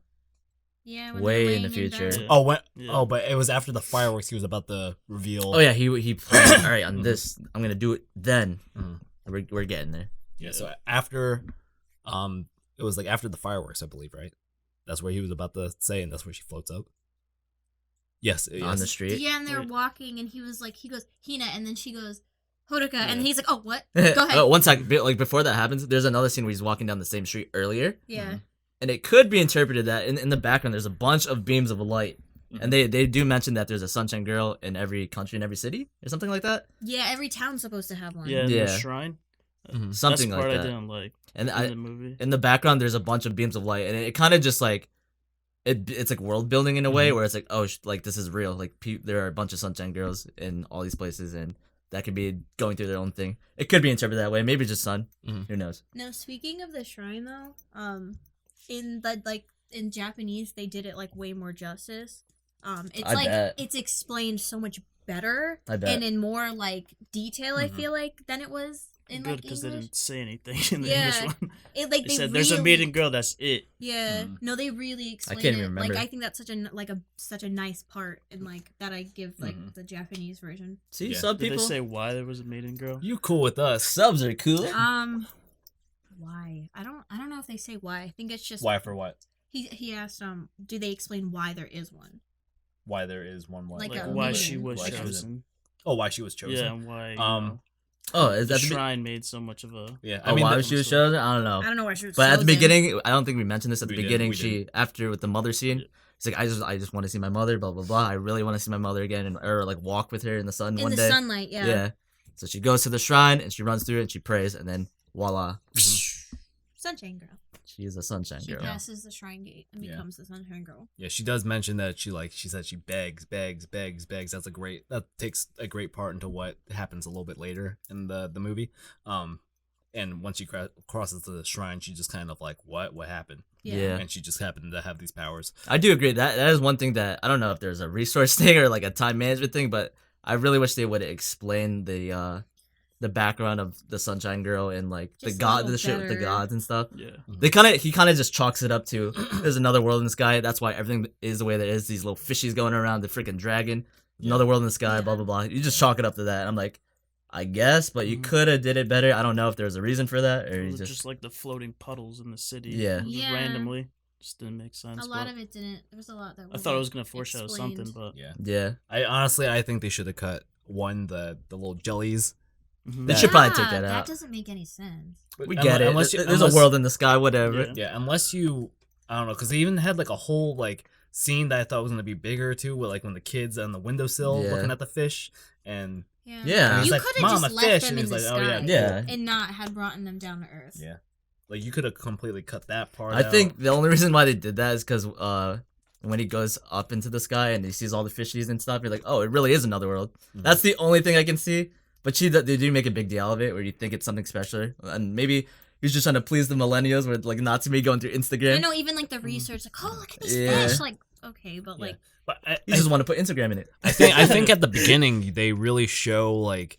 I feel like towards the beginning you kind of know there's another world up in Yeah. the sky. I think they Yeah. show Yeah. that grassy area and everything. yeah. So I feel like if they really hinted like is there to have that big reveal at the end of like, oh shit. Look at this. And I mean, they kind of do, but they could have done it better with like the freaking whale and he goes in it or whatever. yeah, the build up wasn't that great. Yeah, Yeah. so that's the biggest issue I have with the movie was Mhm. that he just wasted a lot of time with little things. I felt like he cut out and replaced with story details. yeah. Yeah, and I wonder if it was like a resource thing. He didn't have enough time or whatever. Yeah. Mhm. But yeah, I agree. He kind of just chalks it up to another world in sky, Mhm. and maybe he's trying to build the world and show that they're connected and like Yeah. there's little fishies Yeah. in the real world. See, Oh, I no, don't we're just like, little Flex fishies. on everyone. the Yeah, thing is, I don't though, I know. don't like that it wasn't explained like why it's raining. Why Yeah, are they so yeah. mad? Like, why is it just constant rain? That's You know what I your- mean? You like that stuff. Like, nothing was explained. You have a lot to say about the God relationship. Yeah. Yeah, a little towards the end, but Yeah. and there's the one thing I think they should have like was the big orbs of water. Yeah. I made a joke. Yeah. I made a joke, and I was saying that like Hina took the rain and pushed it somewhere else. Like, Yeah, but like, why? Wait, what is the reason for When that? when it was like sunshine, was there that filter that holds the water up or no? Or was that just something else? I'm not sure, but Like, hey, explain it, I Ben don't know. It Makoto. was shown that water That could be or just my memory, filter weird thing was shown twice and not Yeah. explained, and it was nowhere near her though. yeah. Yeah, I don't know. That's what I'm You saying. know? Like you could cut these little parts Yeah, out. Like yeah. even the two guys. Doesn't it feel like he had like a full like 3-hour movie? And he's like, I gotta cut some stuff, yeah. and then that's why it's like pieced together weirdly in a way. Like, no, keep the good parts and cut out the weird parts Yeah, that don't make sense. I don't know. Could have made a 3-hour movie. But yeah. Yeah, Everybody you would have coulda- watched it. Yeah, We would have watched it. But anyways, 'Cause it Hina. wasn't boring. Hina No. makes hell no. people feel people feel things, specifically Hodoka, and that's where he's about to confess the feelings. And this was a weird part. I've always, what's funny, this was like my Makoto Shinkai, you fulfilled my dream, because I always wanted to see how someone would do a human moment of like, yo, Steve, Kat, what's up? Yeah. No, go ahead. Oh, That was no, so you funny, good, yeah. actually. No, And no, I go. yeah. They did that. No, you go. No, don't worry about it. No, Don't go, worry go, go. No, go Yeah. Actually, though. And I was like, I wonder how that looks in anime. How would you do that? And it looks bad. I'll be honest, dude. It looks super awkward. And I think, But I mean, it was supposed to be. yeah, but it was just the pacing of it. I think it would have looked better if like it was like just a wide shot. But the fact that he went for the close up shots of both their faces, Yeah. like for some reason, I don't know why. Like Hina looks like Dolan, like you know what I mean? Hmm? Like, Dolan? yeah. Like she was like Hodoka, like the you know what I'm talking about? Yeah, Um, yeah. But yeah, he's about to explain that he wanted to confess his feelings right there, and I kind of like this part. This feels a little bit. I mean, it's still a trope, but it feels a lot better than am I gonna see a girl for the first time in her house? Wow! Instead of Yeah. it's him going, oh my god, I'm gonna confess my love to her. Yeah. Like I'm gonna tell her I love It's super real. her. Super real. And I'm sure like any of you guys have said like I love you to like Or girls. someone. Yeah. But the thing is, he doesn't do it in a good way though, because he's like, he's like, oh my god, I'm gonna confess my love to a girl for the first time. It's not even like I'm gonna confess my love for her. Yeah, I'm gonna confess my love I to a guess. girl for the first time. I think that's just That's what he says. Japan Oh, yeah? being Japan. And it's weird. That's Yeah. just Japanese, I feel like. It's weird though.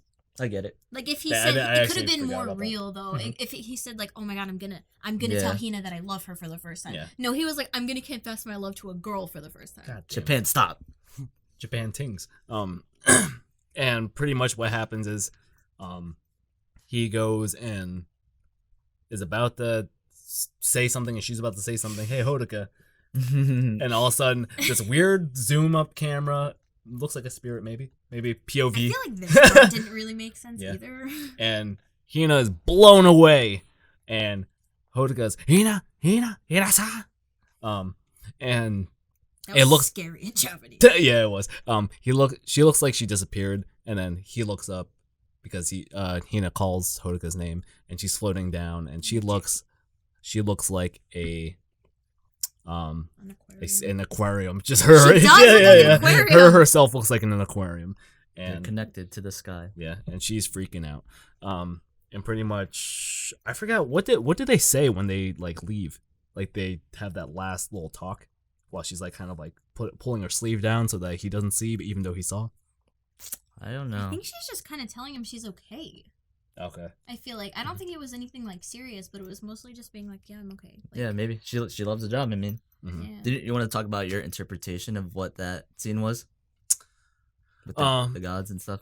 Oh yeah, I think pretty much in a nutshell, spirits, they're angry because they really show a lot of imagery of like this rain god, like a dragon almost, Mhm. and Which is also terrifying. but it kind of looks like Hina kind of is abusing her powers a bit, and that's where like the spirit is kind of like, Don't do that. Yeah. like like you shouldn't be using it like this. We want the sea back, and you're interrupting that. Yeah, Yeah, it's kind of his way of like, stop, like what you're doing is not right yeah. for You're them interrupting personally. like Yeah. the natural order of things, and we don't like that. Yeah, at this point, I was like, this is hinting at global warming and his interpretation. No, at but it. really Oh yeah, though, because this film was like he said Yeah. was actually inspired by like global warming and I read that climate after change. that, but Yeah. at the time when I was watching, I was like thinking that because like the dragon is Mother Nature and not happy with humans Yeah. destroying Stop the it. world. Yeah, yeah. Good, nice. So- Yeah. Nice. Yeah, exactly. So So, that maybe if that scene like feels weird because you didn't pick that up, you're like, Mhm. what the hell was that? Yeah, That's it probably is why. a little weird. But now that I'm like, Yeah, that makes you sense. need to unpack these things. That's why I'm saying this movie is very layered in these ways. Mm. And if you catch it, you catch it. If you don't, you don't. Yeah. That's But, why like, some that people was- like it, some people don't. But that was the only hint at it. Mm. But at the end, it really sums it all up together Yeah. into the message he really wants. Let's to keep put it. out. Keep it going. I was like, where are we now? Like the detectives, I think that's when they go ask. I think yeah, because he goes to chill at Hina's house right after this. Wait, can we talk about something really fast before we get there? Because then Yeah. it's not going to make so much sense when you talk about the detective part. Mhm. Because we haven't talked about Suga at all. Yeah, I know. He's like And he he's has like like a whole we need to story unpack him. Yeah. that we haven't talked about, and it won't make sense if we go right to the detectives because he's there. All right, Kayla, go ahead. No, Okay, but go off, go seriously, Go ahead, 'cause- girl. That's true. So Yeah. the whole time, they're doing this like the whole montage and thing like that. Yeah. Suga's, you find out he has a child that he's trying to see, and so he's constantly calling. Like you find out that the child is living with his his mother, so her grandmother, and he doesn't have custody over her. And so he's like calling her, like, I want to see her, and she's like, well, you need to change yourself. Like, you smoke, you drink, she's got asthma. Or like Grow up. yeah, and basically, and she's like, well, I just want to see her, and she's like, well, she can't go outside because she's got asthma. So he's like, he can't see her because of that reason, so he's trying to like change his life around, he's trying to be better for her, but he's an alcoholic, you know what I Yeah. mean? So he can't He's going really, through some shit. Yeah, he's fighting himself the entire time. He wants the best for her. That's why he's keeping himself away from her. Mm. But at the same time, he's dealing with the death of his wife. His wife, yeah. And that's why he's doing what he's doing, going out to bars and like. Yeah, I feel bad for this man. Yeah. He is like Yeah. depressed. He's in like a downward Yeah. spiral, and the only thing he has left is his child, and he can't even see her. Yeah. He's always touching his ring too. Mm-hmm. Which is, Constantly. I wonder if that's inspired by The Last of Us. I see you. He's That touching killed me, touches his though. watch all the time. Yeah. He's touching his ring all the time. He's like thinking He's about. always moving it. Always Yeah. like There's yeah. always a lot of close-ups of him touching his ring. It's not just him touching it. It's like zoom up to the ring. He's like every time he's talking, he just loves his wife and he misses her.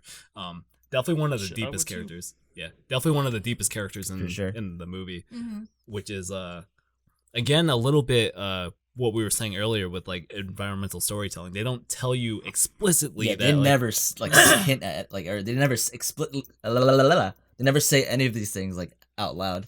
It's kind of you have to pick it up and put the pieces together. And it takes a while for him to even say like what happened. Like all you hear is like, and it's not even him. It's like Natsumi, doesn't she say? She's like, Yeah. oh, she died in an accident. Yeah, like he's still in love It with doesn't her. get explained at all, but that. Mhm. But yeah, super deep in the way they show like that this dude is like super depressed, but he's trying, man. He's keeping a smug face most of the time. But yeah, this he's going through it. And where are we? We're at the detective part now. Yeah.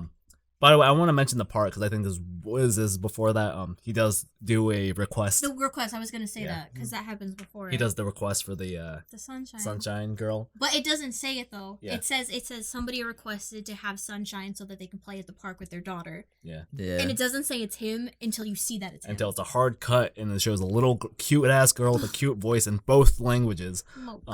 Mocha. Oh, cutie. And I love her. It's swing me around, daddy, and it just shows Kisuke Suga just swinging her around, and it's awesome. It's a great moment. And then he explains like, oh, she can't come out because she's got asthma in the rain. Yeah. And this is where they also make the comparison between Hodoka and Tsuga. Yeah. Which is another great moment because this is like a funny moment that everyone laughed at, which in both Japanese and that, but in English, when he calls Nagi senpai. Yeah. Because he asked for the advice with the ring and all that. Yeah. And he's like, I should call you senpai. Yeah. You really I'll call him senpai. To go play with them. Yeah. But it was funny because he was like, senpai calls. Like, it's like the funniest thing ever. And just like Nagi and Mocha together is the cutest thing. Just the two of them becoming like fast friends. Nagi's so cool, man. Yeah. He's so cool. Another deep another thing, a lot of people would think that like he has no character development or whatever, because I know we were talking about it before. But I admit I was wrong at that. He is a freaking ride or die, that kid. Yeah, this kid doesn't need it. First of all, he's not a main character. He's not a side character. But besides the point, this man is already developed. He's been through the shit. Yeah. With Hina, they're tight. They're trying to hold up their own and stuff. He is already developed, man. Because each other's back no matter what. Yeah, I think he was forced to grow up and become mature because of the situation he's in, and that's why he's already like how he is. Yeah, he's the only character that knows that Hina is 15. Yeah. Shouldn't even be having custody with him and like trying to savor every moment he has with her because he knows the maturity of these kids, man. Nagi, chill. And we get it. This is kind of what goes into the moment of them walking, though. Like, this is how they end up by themselves. Oh, yes, you're right. Because, like, Mocha's like, well, because it starts to rain, and then they're like, oh, come get dinner with us. And then, Pina's like, well, no, I don't. I just want to leave. Because you can tell she's not, like, having it. She's not. She's just not good. And then Nagi's like, you know what? I'll go have dinner with them. And then he kind of looks at him like, do it. You know what I mean? Nagi, man, you're so cool. He doesn't even try to be cool. He just is. Yeah. He's like, this is your chance. Tell her how you feel. Yeah. But also, I do want to give a shout out to the fact that you said that she wanted to, like, just go. Like, I'm not having it. I'm not feeling it. Because that's when Mocha really hugs Hina.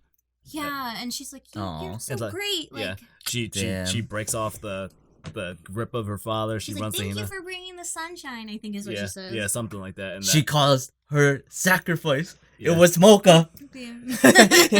But that was like a great moment of her being like, oh, you know what, this will get me going for a little bit. And it's like, oh, it's not worth it. Damn. But anyways, we're at the house now. Yeah. And Hodoka's, I don't know, he took a shower, he took a piss, shit, or whatever. He's freshening up. Yeah. And he's about to go out, and Hina's like, do not come out. There's cops at the front door.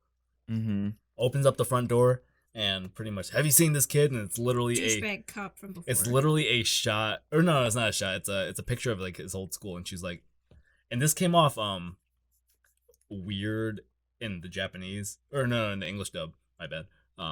Because I don't know the way that this girl goes, oh, I haven't seen him. I don't know him. It's like you do. Oh, Hina? Yeah. Wow. And the Japanese sounded a little bit better of like, oh, she doesn't. She actually played it cool.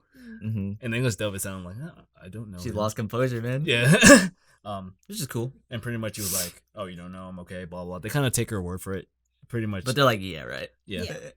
But she's pretty much like, what are you gonna do with him? Like, what do you do?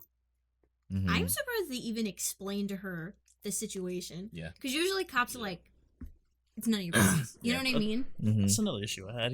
They know she's been lying on her resumes at that point, and they don't do anything about it.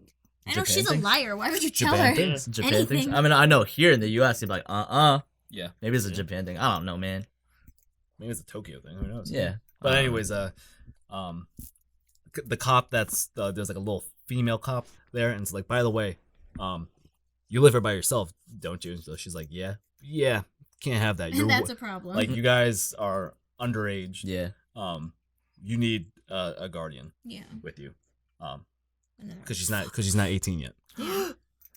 Soon though, it's almost her birthday. Man. To be honest, because of that, her saying that, I was like, something's not right. Yeah.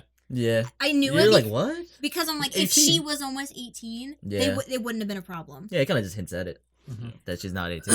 But so yeah, it's a little foreshadowing that Hina actually not 18. Yeah. Which you figure out later. And pretty much, it cuts to that weird cut. I think they just kind of close the door. Mm-hmm. They kind of. It was a weird cut. Yeah, it was, right. They skipped the conversation and pretty much it's her talking to Hodaka saying, we can't be here anymore. Like, we need to leave. We need to run away. We need to leave. And then she's like, you need to go home. Yeah. Well, before that, he goes outside to go meet with Suga. Yeah, and he's dropping off Nagi from their playdate or whatever, the dinner. Mm-hmm. And pretty much it's Suga in this hat and glasses, and he's just like, "Oh, you like my disguise?" And pretty much Grow up. And pretty much it's him saying that the cops were at my house looking for you, and they're treating you as a kidnapping case. If they even catch any hint that we're together, I might lose a chance at reclaiming my daughter as I'm working like through that. Yeah. He's like, I can't. You are one more thing that I can't handle right now. Yeah. And I know it doesn't really show like explicitly that it doesn't, like, he doesn't care for him, because I guarantee you this is like a bad breakup for him too. Oh, that, yeah. Like, you could tell he loves Hodaka, and it's a big like, my daughter is my priority. I'm sorry. Yeah, he rage quit It completely. has to be an adult completely. in this situation, like truly be an adult in this situation. Yeah. And so pretty much he gives him the severance pay, and it's like, It feels weird. Was it $500? He gives him a lot, It was a though. lot. It was like, he was like 10,000 yen, 10,000 Yeah. yen, Gives him a 10,000 hat, yen, and he's 10,000. like, good luck. Man, he cares. Yeah. And he gives him the hat, says good luck, and then, but one thing I noticed in the Japanese dub, technically English sub, in the sub version, was that the hat had a dragon on it, and it was like very I guess symbolic of like the spirit. Yeah. he didn't have to do that. He did that though. Yeah. Well, it was a little like nod at like, Yeah. oh yeah, the little dragon, So cool, like though. rain spirit. He told him to go home too. But I want to give a shout out to just the look on Hodaka's face. Oh, yeah. The look on his face when he's told that you got to go home. Mm-hmm. Time to grow up. And and the look on his face of like, I'm about to lose like my only family I've ever had. He's losing everything. Even worse is love. Yeah. Yeah. It's just everything is He just looked more scared there than he did on the gun scene, yes. in my Yeah. opinion. Yeah. So I was like, at that point, I was like, yo, at home, there's something going on. Mm-hmm. So He can't judge the man. Mm-hmm. And he becomes super stubborn. I'm not going home. I'm not going back. I am not going back.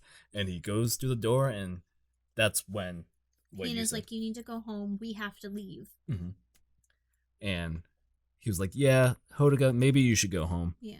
And he goes, I'm not going back. And I love the look. There's this funny look on Nagi's face of like, He's like, he's about to say it. It Yeah. reminded me of like Chris Pratt from like Parks and Rec, where he's like, and like it zooms up. He's so self-aware, man. Yeah. And he knew what he was gonna say. And it's like, we're running away together. So And I was like, yes! so now they're runaways. They're in disguise. They have like little like hoodies on, like kind of like raincoats. Nagi has like this cat ear one, which is really funny. It's so cute. Yeah. I thought it was so cute that he had that raincoat. And they're going through Tokyo, and eventually they're going through, and is it snowing at this? No, it isn't. No, right? the weather gets like bad. Really This bad. is like my favorite part in like the whole movie because it's like they're kind of doing their thing, and of course at this moment it's like the gods are just super angry, and it just starts downpouring and pouring and pouring, and it's so bad, and everything starts flooding. Like the sound, like the music during this part is terrifying, but I absolutely like loved it. It was just like warning, warning, Yeah. warning, warning on everything, and these poor kids can't stay anywhere because nobody will take them. Yeah, there's Yeah. no ID. Yeah, pretty much they don't have any IDs, so they can't stay in any hotels. And they're like, you know what? Let's ditch town. So as they're ditching town, the weather is so bad that they're closing all of the subways, everything, airports. So they just have to walk. Yeah. So it is connected to the sky, man. Mm-hmm. Yeah. It was crazy that it happened right after like they were like getting chased by the detectives. Mm. And then she was just like, I pray for like us to get out of this situation. A lightning bolt blows up a car, and that was nuts. Dope. So pretty much because everything's closing, people are actually leaving like the subway that they're on, like the train that they're on. They're like, maybe we should just get a place. Like I'll have like my mom pick us up, or like maybe we should get a hotel room. And that's why everything's booked. And the temperature drops to like be freezing. So it's August, and it's like about like 50 degrees at this point, or like 50 to 40 degrees at this point. Super windy, rain is happening, and they get stopped by cops, and they're like, hey, what are you guys doing? Like, we need you should be with your parents. And they're like, oh, Hina, quick to think, I'm a college student. These are my little brothers. The cops aren't buying it, and one of the cops, yeah. Oh, I don't have them. Well, I'm a college student. One of the other cops comes by, or doesn't come by. He kind of turns his shoulder, and he's like, I think we have the boy. And that's when Hodaka catches that and is like, cheese it. Cheese. The thing is, though, they're like, he might have a gun, and he's immediately like, you got a big backpack. Let me check it. And then he's like, nah, and he runs. Yeah. So he's like, Hina, run, Hina, run. And they're running, and then the cop is like chasing him. He gets him. He pushes him away. And this is another dub versus sub thing. The dub made it sound weird because he was like, the dub was like, will you calm down? And then to be honest, though, the sub was weird, too. That whole situation was just weird. In English and it was a weird interaction, but it could be just the way that cops act in Japan. Yeah. I really want to know. But definitely way different than here. Yeah, definitely. That's another story. He would have been dead by now. It would have been, the movie would have been 20 minutes long. The sub was like, he kind of said more like you're resisting arrest. But he didn't even say your wrist. He said resisting arrest. That's all he said. And then so he chases him, and I think one of the cops gets Hodaka down on the ground, and that's when Hina just like tackles him. This is their flip from the beginning where the gun and stuff. Yep. Very, very flipped. Tackles him off, and I mean on purpose or not, she begs, please. She says, please. And she just happens to be like this. Says, please. Onagai in Japanese. And a lightning bolt, or like the spirits are like, I guess. That's what he was talking about. Yeah, big lightning bolt hits like a shipping truck, explodes, and it's a huge explosion. It's crazy. It looks like just the end of the world right now. And pretty much the kids are like, ooh, let's go. Yeah. Somehow they find a hotel. It was a love hotel. That was a love hotel. Yeah. That's the reason why they got it. They do show I think another montage of them trying to find hotels again, right? Yeah. And in the snow too. The worst thing. Yeah, in the snow. And I was like, nope. Then they find this one. It was like right after the lightning strike. It was like everything kind of calmed down, but it got so cold that it started to snow. Yeah. And then it was an even bigger problem now because now it's freezing and they're stuck with nothing. Wait, was the hotel montage before this happened or after? It doesn't matter, whatever. There was weird. There was like bold. Yeah. Maybe. But so it's now snowing, and they're looking for a hotel, and they finally bump into, they don't say it, but it's a love hotel. You could tell by just like the amenities in it. Oh yeah. And how cheap it was. So it was like 200, I think it was like, they said 280 yen. I think so. And it was weird though, because in English it said it was $280, and I was like, I don't think so. Yeah, it was weird. I was like, I think they just didn't get that right. But anyways, they get the room, and this is actually one of my favorite parts of the whole movie because it's so relatable. Especially as kids. They get the room and they close the door and they sit down at the door And they start laughing. and they just start laughing. Yes. And they start talking about, wow, that was, oh my God, that's crazy. Fugitive. Yeah, like, oh my God. And they really spend time on that because, like, I could name so many times where, like, we have done stupid shit as kids and we sat at a door or hid behind something and we're like, yo, this is crazy. and once the heat so feels real. off, it felt so realistic, so real. They did that so good. I love that scene too. Mhm. So cool. And pretty much we get a montage of one of the best montages of this whole movie of them just living like a family and just having fun. Happiness. I love Just the pure little, bliss. the little karaoke. That was like my favorite part in this whole like little. So like it starts off with them like taking a bath. It's like Nagi saying, let's all take a bath together. And they're like, what? No. No. And it's like, fine, I'll just do all boys bath, which is normal in Japan. So they do that. And then I love just little moments, like even when they're like, they walk by each other, tag, switch, wherever. They're finally like being kids. You know what I mean? They're finally able to be themselves. Yeah. And then he's like, oh, what are we gonna eat? And then he's like, just get everything. He's like, really? And he's like, we're gonna have a feast. one of the best lines too, just like, don't worry, I got severance pay. after Suga just paid him. It's so funny. And you like they're and it's funny because they're microwaving all the food and they're like, wow, this is great. And they're eating. Hina walks out looking like a dime piece to Hodoka. She just looked like a dime. No, in general. She's still got the little choker. And they're eating and they're having fun. All of a sudden it's them. It's getting a little bit late. They're doing karaoke on top of the bed and they're like jumping on top of the bed, which is a great indication that they are kids having fun because normally we wouldn't be doing that. I guess. Well, we would. I would. Okay, well, we would, but like adult. Stereotypical adult. Yeah, would not. And they're just jumping on the bed like the way that the monkey song warned us. One fell off, jumped and broke his head or whatever. Yeah, and they're singing. And it's just super fun, and then all of a sudden it gets super late. Nagi's a young kid, so he falls asleep, and it shows a zoom up of the clock, being at 24:59, hits 0, so it's midnight. It's finally Hina's birthday, and the music is so soft at this point. I literally didn't pay attention to the clock. Really? No, I did not catch that. I didn't either. You catch it, you catch it. So it's finally midnight, and man, just what a perfect ending to this great scene. Oh, this scene hurts. Because it's building you up of so happy, and like even the music makes you feel good, like the way that it's like, happy birthday, Hina. It's just like, oh, this is like a K's commercial. You know what I mean? What commercial? Like K's. Like every kiss Okay. means you. I thought you said Lay's. I was like, Lay's commercial? Happy birthday, Hina. Gives her like A bag of Lay's, sour cream and onion. Like, thanks, my favorite. But yeah. Happy birthday, Hina. It's like it's just a little cheap ring, and then she opens it, and it's just like, I love it. Yeah, and I think this is where it clicks with her. Like, all right, I need to decide something right here, right now. And then she's and like, she asks the question, do you want the rain to stop?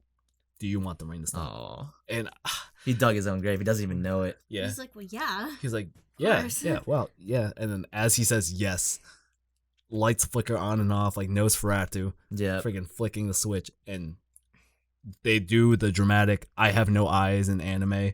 I am depressed now. Mhm. And she lays down and she says the big thing of I'm a human sacrifice. Yeah. mm-hmm.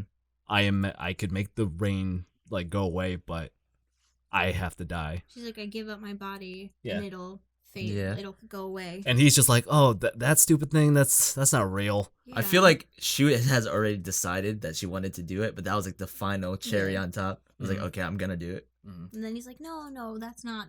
And then she takes the robe off. Yeah. Mm-hmm. She She's an aquarium. yeah. And No, seriously. yeah, she has a whole robe on. She takes it off. All you perverts were getting excited, huh? Just But a it's dude a- at the I think this flea is market. Yeah. That dude's like, oh yeah, he has extra money for being so cute. But I think this was like great moment of using the trope of like, what are you doing? I'm not looking at anything. Like, you know what I Yeah. mean? Like that type of trope, because it was this great like Oh. like because she shows her whole body, like it's like Yeah. if she flashed him pretty much. Yeah. And it's just nothing. It's like nothing. It's like this aquarium looking body, and So it's scary, actually. and that's when she immediately, like, both of them immediately get sad, and she's like, Oh, I love that scene too. there's the line of like, what are you looking at? Yeah. Which she says earlier in the film, where he goes, I don't think you're cut out for that type of work, referring to the Yeah, the strip it's so club. good, And then man. he's like, "What are you looking at?" Yeah, It's so good. it's the classic trope of like, what are you looking at, you freaking pervert? But then this is like a more toned down moment of her going, what are you looking at, as she's saying through tears. And Aw, he begins, dude. and he He's begins, not looking at anything. he's like, I'm not I looking. love at how anything." they asked it earlier. He goes, It's "I'm so not looking good. at you, Hina," or something He's like like, that. I'm not looking at anything. I'm looking at you, Hina. I'm looking yeah. at you, and like he's sobbing, and the tears are coming down, Yeah. much like the rain in this godforsaken movie. So he's coming down. The rain's coming down from his eyes. Literally rain, because those were not tears. Yeah. Those did not look like tears. It was heavy. Super exaggerated tears. Yeah, and he's trying to wipe it away, and he can't, and that's where he's like, he's desperate. He's like no, you stop this. Like, I'll get a job. I'll pay for everything. I'll He's pay like, for. I'll take care of you. You don't have to be the sunshine girl anymore. Yeah, exactly. That's like a verbatim. And pretty much, he's like, I swear, I'm gonna this cry. dude. This is so sad. And he's like, because they really try. It's like as if you weren't sad yet. Yeah. Here's another layer. Just Here's stab another you in the layer. heart. Because this is where he goes, no, let's make a promise to each other, and puts on the ring, like as if If it's like a wedding ring. like a wedding proposal, and it's like, let's promise to be together forever. And like, Yeah, he's getting desperate. He's like, do not leave. and they start hugging, and they're crying together. But then they do this cool thing where they kind of stand up on their knees, like almost like a kneel. And they're hugging, and it kind of ends, and they go to sleep. And then that's where they show that every character had a dream of Hina, of her disappearing. And she fades away. And it's literally like them monologuing of like, I had a dream. It's like very MLK. Hodaka saying, he had a dream that blah blah blah blah blah. I forget what it was. It's interesting though that his dream was different from everyone else's. Yeah. Yeah. Because everyone seemed to have the same dream except for him. No, and that's his true. dream was that he was following the light. Mhm. Where he was at home and he was Oh, on his yes, bike yes, yes. following the light. Yes. And then it got to a point where he couldn't follow it anymore. And then he's like, I need to find that light. And at the end of the light was her. Mm-hmm. And then, a lot of everyone's dreams was like Hina disappearing. It's just like floating up. Yeah. Whatever. Mm. That's a good point. Mm. That's definitely. I mean, it's saying Like, something. I wonder why. Yeah, like- exactly. And then, but then because then doesn't she say like, I had a dream that night you came, Yes, she does say that. you were, or something about him. Yeah. Something like It was about the night that they met. Yeah.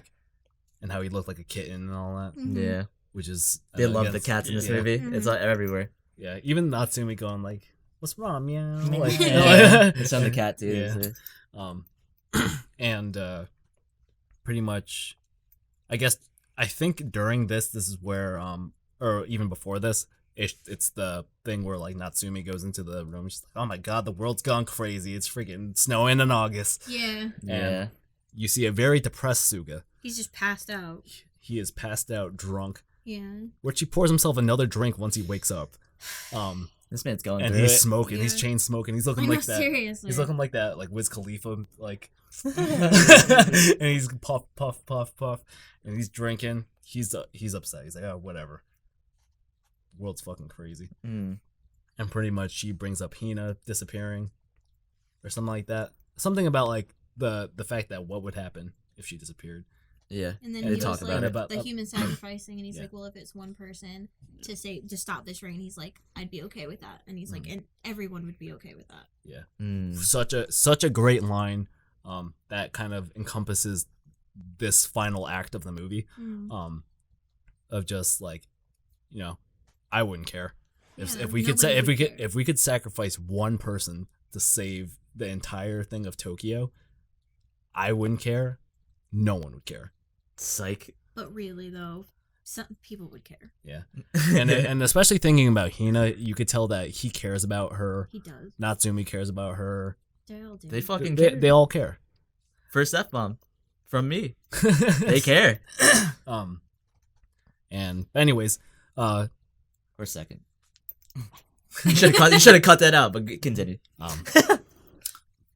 So Hina says that, you know, in her monologue of her dream, Hodoka, don't cry. Mm-hmm. This is like kind of for the best type thing. Mm-hmm. And she disappears. Morning is up. Hodoka wakes up in a crazy sweat. Super sweaty. His hair is all messed up. He's like, Hirasa! And I just love the sunlight pouring in through the shades. Yeah. Oh, I just want to say, like, right when she makes her sacrifice, it does like a sharp cut to the robe just falling, Mm. and it's like completely silent. The moment that happens, silence. Mm. So I love the use of silence in this movie, and that's just another example. Oh, actually, you know, at the end of her disappearing, it shows her on top of the cumulonimbus, whatever. Yeah. Just lying there. And it's the super sad thing where it's like this. If you ended the movie right here, this would have been a OG Makes so Makoto fucking Shinkai mad. film, Yeah. where it's her going, "What the hell's going on?" and her body's all water and all Oh that, my god. and the ring that Hodoka put on. It's Kind like of the droplets. it kind of like Yeah. slips through like as if she's water, and she tries to catch it, goes through her hand, and then And goes just and then falls. goes through the cloud, and Yeah. it's just her living with that L, and she's crying. She starts kind of sobbing there, and, Oh, I that, love that ending. and then Yeah, that'd be classic. imagine that. That'd be That's so classic awful. Makoto Shinkai. I feel like in recent years he's a more happy person. Makoto Shinkai is like, let's make happy endings. I want him to make a tragedy Yeah, again. do it again. The Do it for the third third movie time. he makes, it'll just be tragic. Yeah. Yeah. But yeah, he wakes up and the cops fucking kick down the door. Ugh. They kick down the door and they go, "Hey, we got a warrant for your arrest. We heard you're dangerous and you got a weapon. We're taking you in for questioning." Mm. And they're manhandling Nagi, and he's like, "Get off me!" He's so small. And he's just trying to like pick her up, and he's like, "Let me go, hey, And pretty much he says that, you know, Hina disappeared, blah blah. So they take him out because they're the cops. And they're manhandling these children. This is where you see a very different Hodoka. Yeah. From this moment on, he becomes like he goes crazy, Mm-hmm. which I really like. Last was And the world has changed now. As they like walk out, it's just like blinding sunlight. Like the first moment of just blinding sunlight, the whole movie. A super contrast to what was the most droopiest movie of all Yeah. time.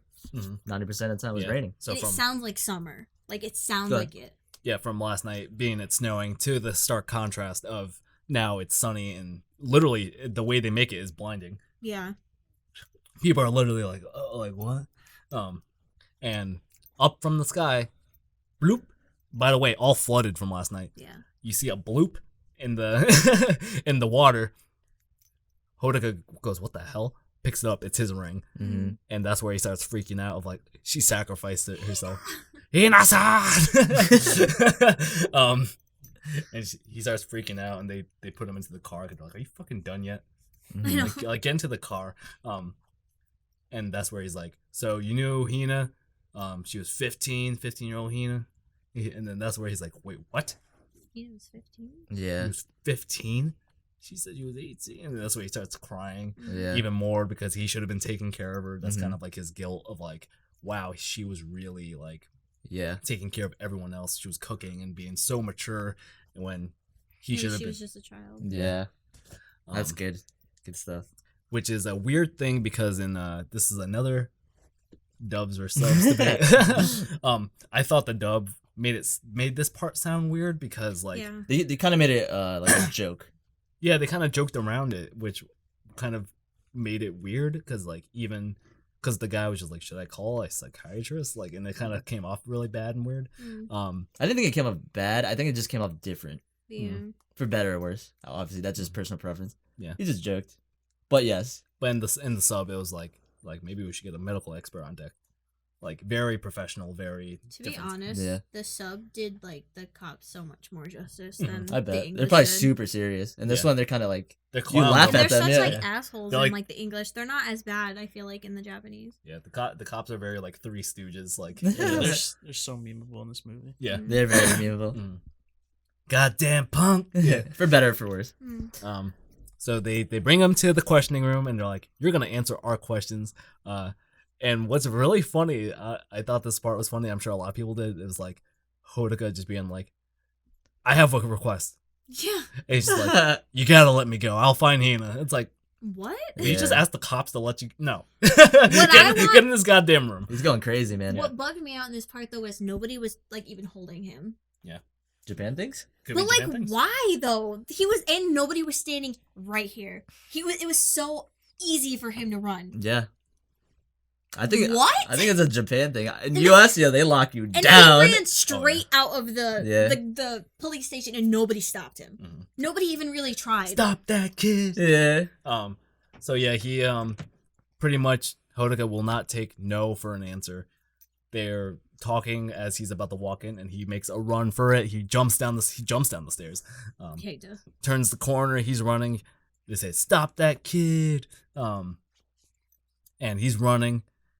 A cop is at the door With a random stick. I'm ready to beat his ass. I guess. What Like, the heck? I freaking have a nightstick. about to I ride know. him. And you also would be like, freeze!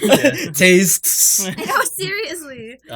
And he slips underneath this cop, and he starts making a run for it. And you get what's one of the funniest shots in the movie. I guess. Well, after that, he runs, and all the cars are like crashing and shit because of this little kid. And you get one of the funniest shots in the movie, and it's the guy with main cop with the pompadour haircut. His hair is all frazzled, and it's a close up of him.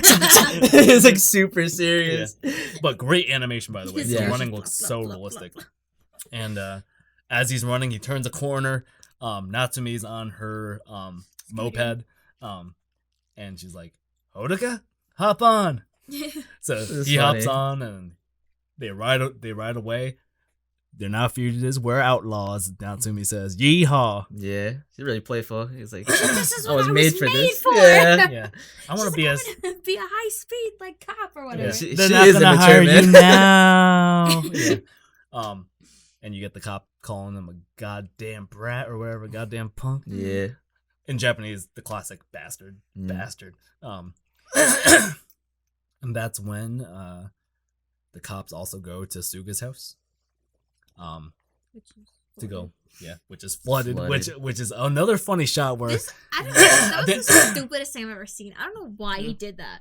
I I think think. it was Makoto flexing on him. yeah, Just, If I were to interpret that in any way, my thing is, he's like sunshine. I Yeah. assume. or that, and like he's kind of like going through some shit right now, and he's not thinking. You know, when you ever go on autopilot, you know what I mean? You go on autopilot, and you're not thinking. I thought that too. Yeah. I don't know. To me, I was just like, what? Why did you do that? Yeah. I think everyone was like that. Where it was just, Yeah. because literally it was like a foot of water, and it was like it He flooded. stopped and looked at it. He looked at it. He was like, Oh, okay. And then over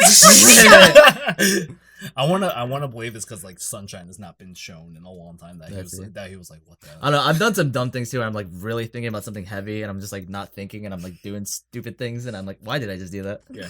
now it's I've been there. Now he's got like a foot of water in his house. Yeah, he just takes the L. He's just sitting there like. Then the cuts to the next scene. Mhm. But anyways, it's the cops looking for them. Great shot, by the way, because they're shot. He walks outside with Moraine, the cat. And there's these blurry close-up shots of his daughter's shit. If you didn't notice, it's like her tricycle, her pink tricycle, and like a ball that she plays with. Wait, real quick. When he like tries to go for a smoke and rains in his face or whatever, tells him to stop. Do you think he's like reminded of Hodoka in a way or no? I don't know. I kind of read it as like, yeah, I guess I shouldn't be doing this. Yeah, That's the kind of the way. kind of like innocence in Yeah. a way. Like don't do that. I almost felt like it was like him seeing Rain was like him hearing Natsumi tell him stop. Like you need to stop. No, that's She fair. was the one who kept telling him to stop. Yeah, Which, by the way, I don't know why I really love the animation of him snapping it. 'Cause Yeah. with the sound design. Yeah. It looked so realistic. Because it too. looks like snap, Yeah. and it that is was the great. moment he changed. Oh. It grew a Mm. little bit. Character development. I But, think he smoked a cigarette like 5 minutes later. Yeah. Like, no, it's fine. He's trying, man. He's trying. He's going through some shit. they inform Suga that Hodoka has ran away from the station. And he's like, ran away? What do you mean? He's Yeah. like, what? Cuts back to Natsumi and Hodoka. They're about to reach a flooded. Wait, I just want to talk real for a second in that part. Mhm. Because the cop asks him, Oh, are yeah, you the great okay? part, yeah. He's like, Suga, are you okay? And then he's like, what do you mean? And he's like, you're crying, and he's just got Does that happen tears after the dripping down his face. motorcycle? No. Before. That's before. No, it's before. Okay, yeah. Let's talk about that. But Yeah, he's yeah, like looking around. yeah. He So they go and search the place anyways because they're like, he might be hiding something. Mm. He's like, I told you he's not there, damn it. He's like, we know he's not there. And as they're looking, he's kind of looking, and you see the mocha, like they have like little height charts on like the door, like and then the class he's got thing. like the letters on his fridge from his wife and Yeah. stuff. Just little notes. Just little things that like, damn, he doesn't have his family anymore. Yeah. And he's talking about Hodoka, saying like, damn, he's throwing his life away for this one girl. Yeah. Like just to see her. And like that was just enough to like trigger him. break him. Because he says like I wish I had that much passion or something. Like the cop or the detective says that. Yeah. That triggers him. And as this is happening, they do another close up of him touching the ring. Yep. Blasphemous. And then he's like, "Are you okay?" And he's like, "What?" And he's like, "You're crying." And then he's got the tear, and then like just full tears. Yeah. Yeah. He's going through it. Once again, that's like another reason why he might have just opened the window without thinking. Like he's just like not there. He's not there right now. Mm-hmm. He doesn't even realize he's crying. Yeah. Shout That out like your name. broke my heart though. I was like, "Oh my god, are you okay?" But we cut to Natsumi and Hodoka. They are about to go into a flooded like impasse, and she says, "Do I stop or do I go?" She's like, "We're gonna jump it." And knowing Natsumi, we're going.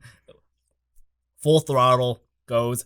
Great animation of the moped skipping on the water until finally sinking.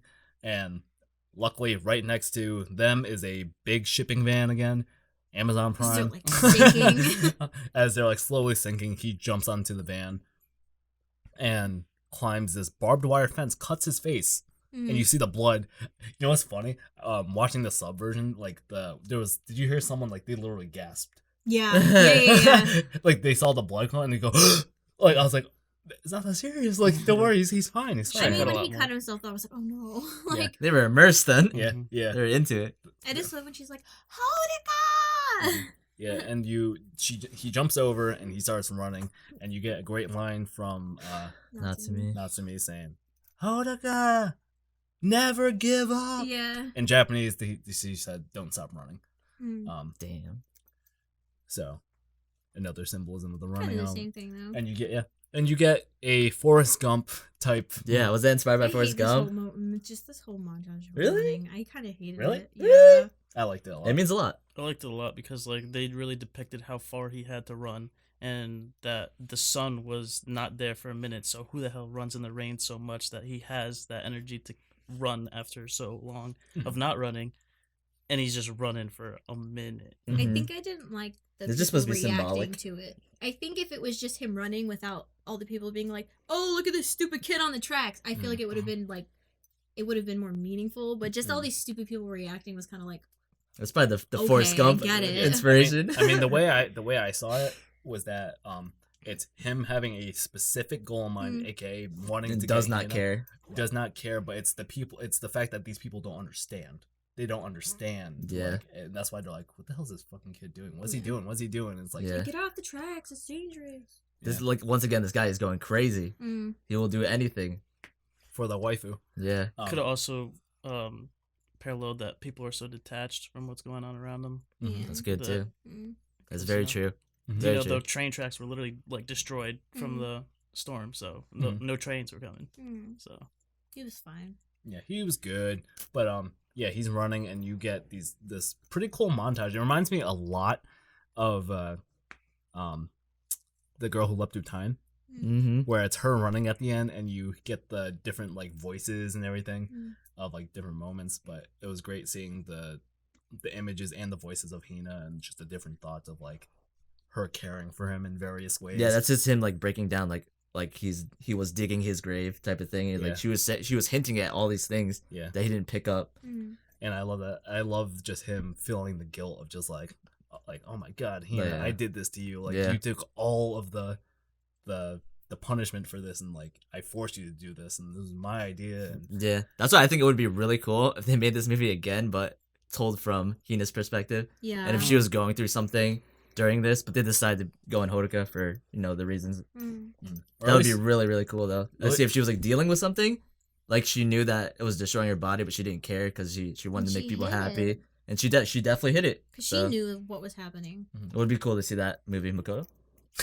or at least it like make like a novel. I would definitely read that. Yeah, hell yeah. Even if it was like a short. You know what I mean? Mm-hmm. Let's give us some like side story. They did that with some movie that he made. Garden of Words, Your Name, 5 I don't know. Seconds. Maybe I'm lying. I don't know. Maybe I'm lying. No, there's some anime thing where they told the other perspective. It was Anohana. Oh, really? Yeah. Anyways, keep Okay. going. So he runs to the building I because think. he runs to the abandoned building where she became the Sunshine Girl. Where Oh, no, you're right. Because some people from who produced Anohana literally went to Makoto Shinkai and said, "Hey, I want to work for you after your name came out." So they worked for the team. So Biggest I can see sidebar ever. that. Sorry, bro. It's literally like that makes so much don't worry, sense. I'm glad you're here. But he runs to the abandoned building. That she was like, you want to see something cool, and shows that she's the Sunshine Girl, where her mother died, where a lot of things take place. So he goes there, and he goes into the building. He's running up the stairs, and the stairs are blocked off by debris. He turns around. Who is there? Suga. Kisuke Suga saying, "It's over, kid. Turn around."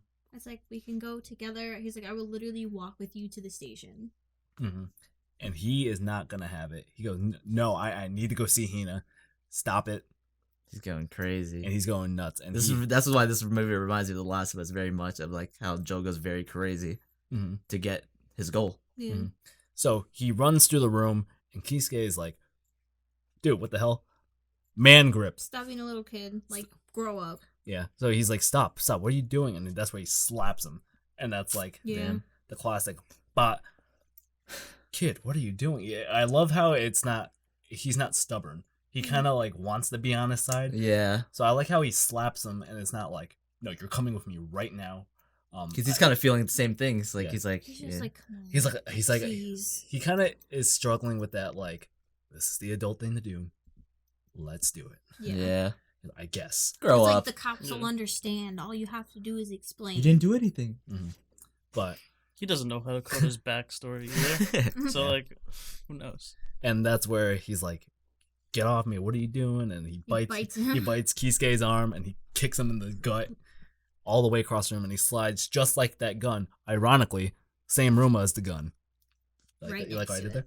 Ironically, same room as the gun, lands right next to it, and he picks up the gun and points it at Kisuke Suga. He wants to do anything to get this done. Mm. Anything. And every point in this movie where Hodaka has the gun, always shaking. Mhm. Always shaking. He's terrified that like he's gonna do something that he might regret, but Yeah. I don't know, it's a lot of emotion behind that. But what it does show is intent. Yes. It shows intent that he is serious. This is actually one of my favorite. This is probably my favorite scene aside from the hotel scene. Mhm. This was the shrine scene right here. Now, I thought Kisuke was gonna get shot by the end of this. Really? I was fucking scared for I his thought Hodaka was gonna get shot, to be honest. I didn't know thought what they was were gonna going on. just I was just in it. straight shoot Mhm. him. I was scared that like he was gonna literally just like, "I don't care about you. I don't care about you.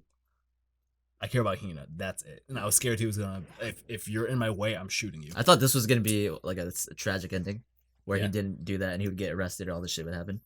I don't know. I really thought they were gonna kill Hodaka. I thought they were gonna just shoot him, Could've and that been was gonna be the end of anything. it. So as he aims it at Kisuke, he's, "Hodaka, what are you doing? Mm. Mm-hmm. Like, come on, like put the gun down. It's just a toy, right?"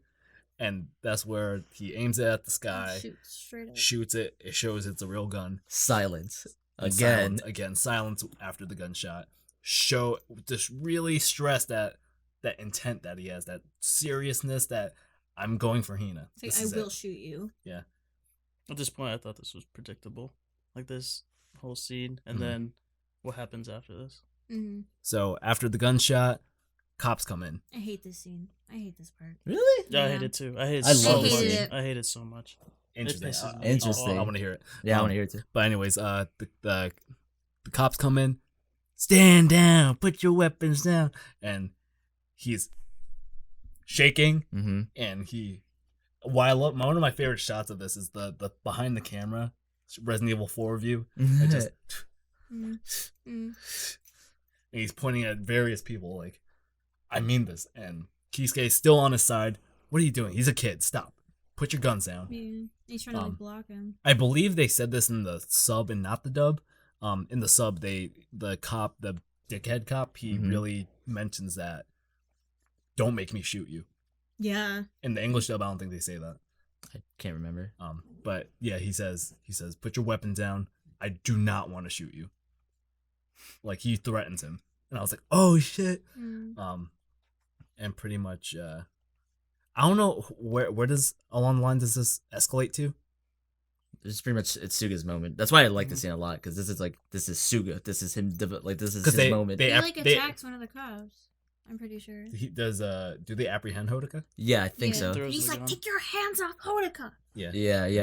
And that was the moment that clicked for Suga, and that's where he's like, it was. You know what it was? They go in because he puts the gun down. Yeah. And then that's when they charge him. They apprehend him, but it's like kind of him being like, get off me. He's like, I have to see her. And it's like this great moment of this is one of the coolest moments where they show Suga.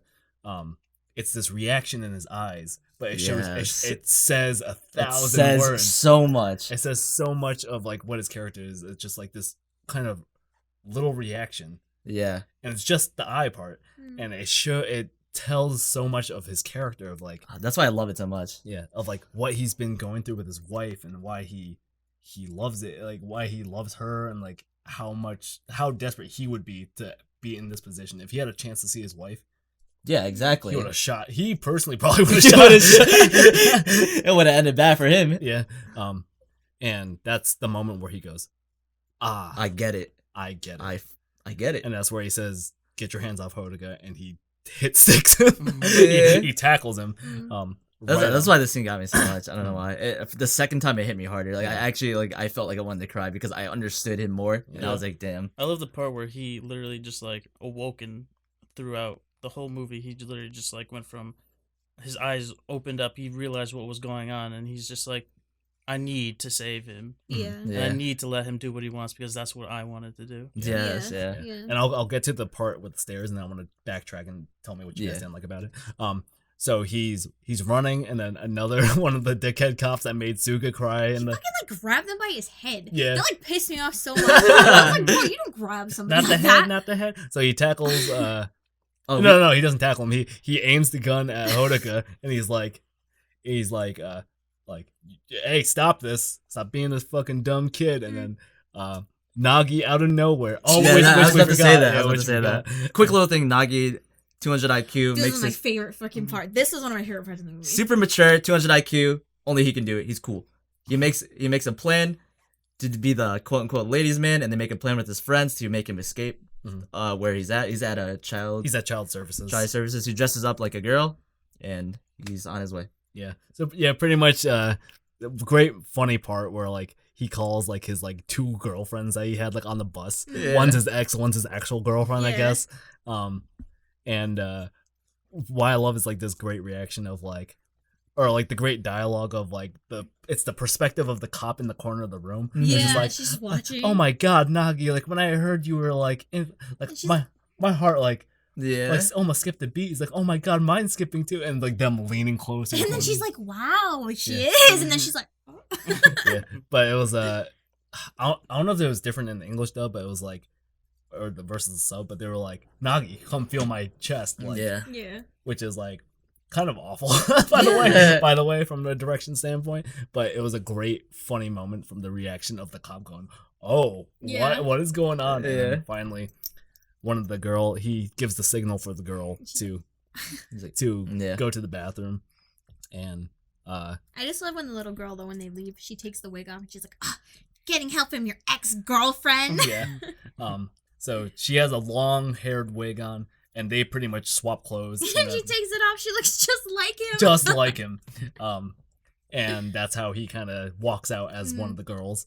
That's so funny. So anyways, back to this abandoned building. Gun aimed. Nagi comes out of nowhere. In the dress.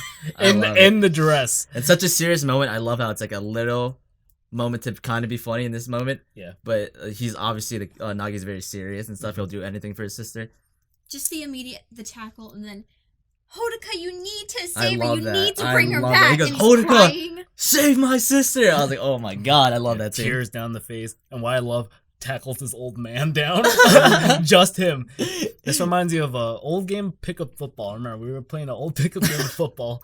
I'm gonna go. This is like totally total sidebar. But I remember T-Rod because at the time T-Rod was a tiny boy, right?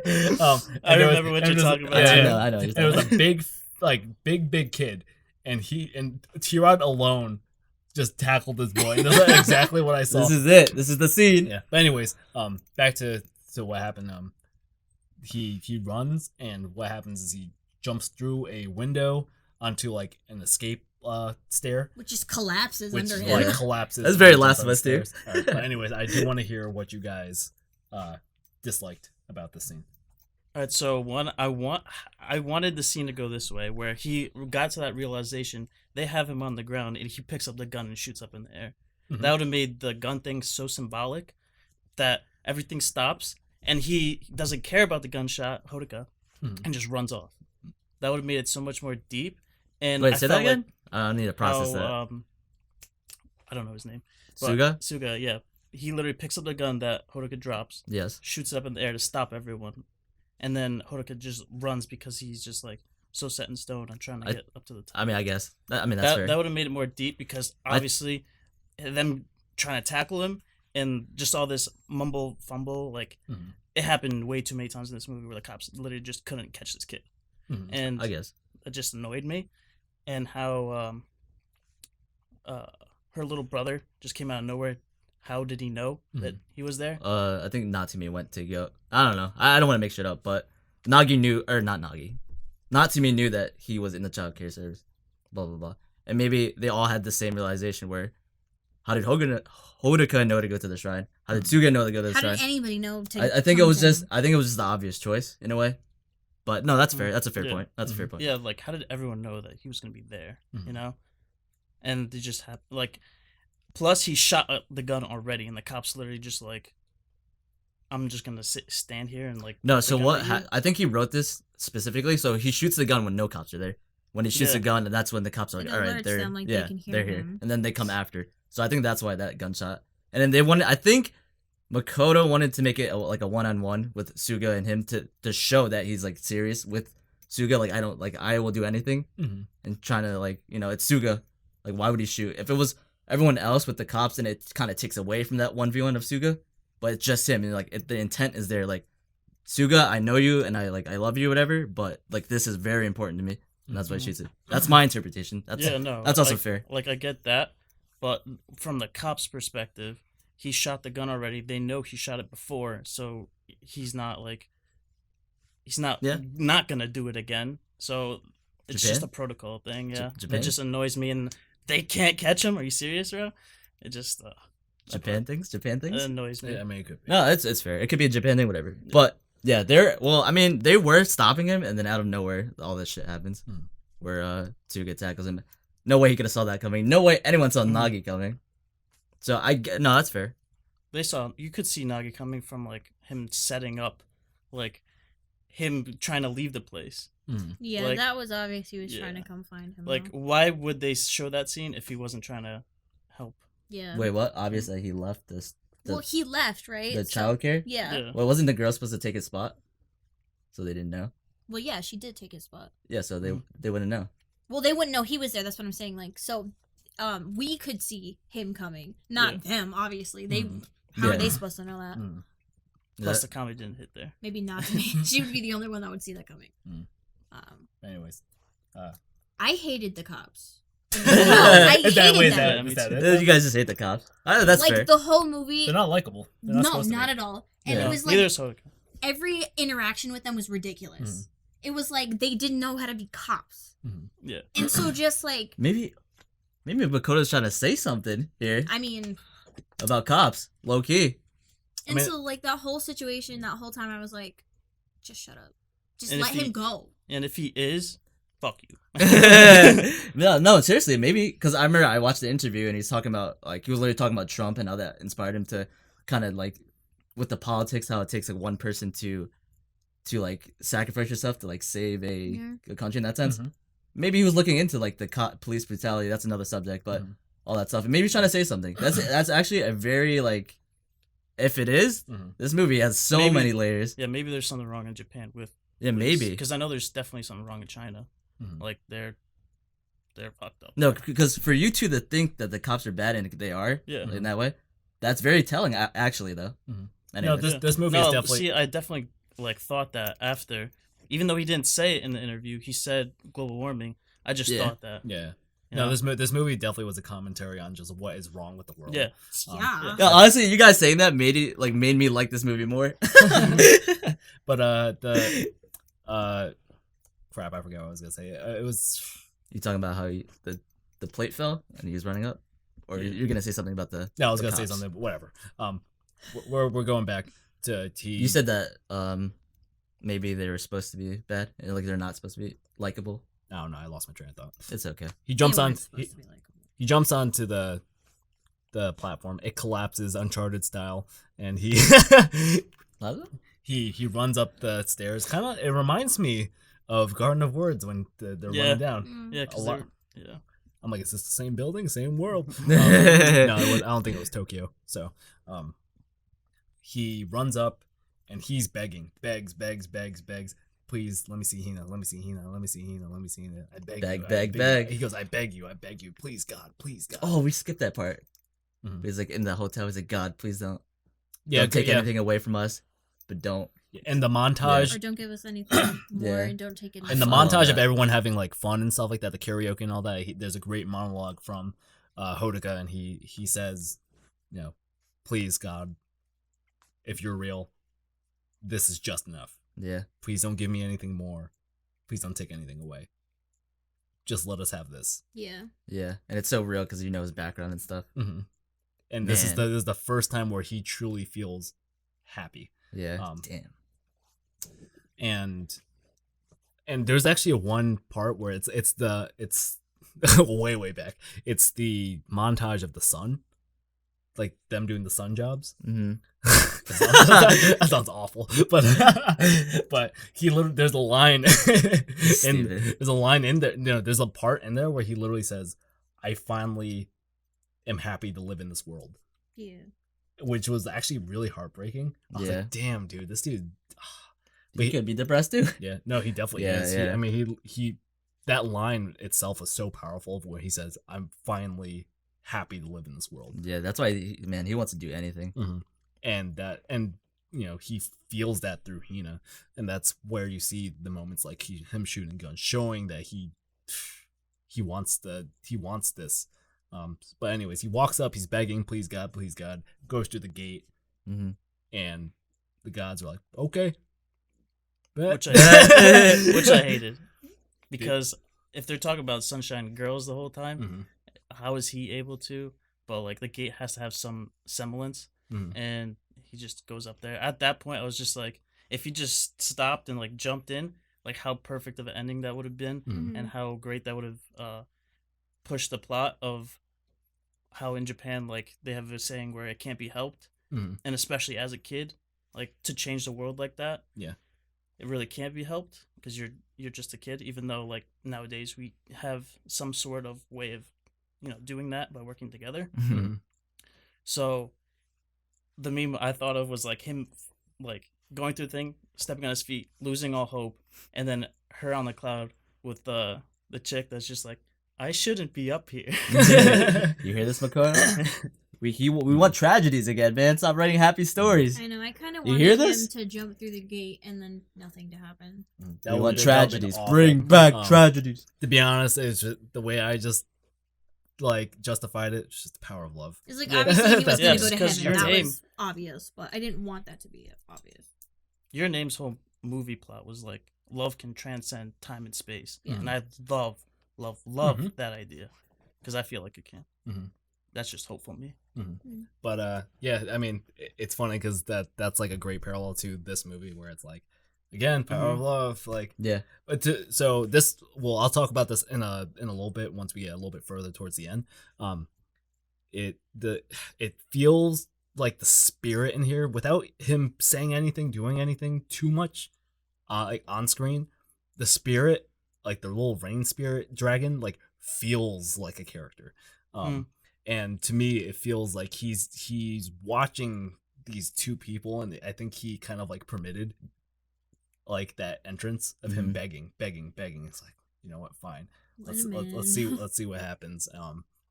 And that's where well, I'm like, we need to let's go to the plot first. Yeah. Because this is like way towards the end of my interpretation. So he all of a sudden blacks out. He wakes up and he's falling through like dark rain. I love the way they clouds. animate this too. Yeah. And the thing is, I thought they were gonna do a Spirited Away, falling gracefully and like holding hands. No, this is you're in the fucking like storm, like you're in a hurricane, like falling violently. This is the moment you see it, like the other world in the sky. And I love this scene so much. It's my favorite scene in the movie. It's a very good scene. I've said that a lot. But that part is my favorite. No, 100% it is a favorite good scene scene. in the movie.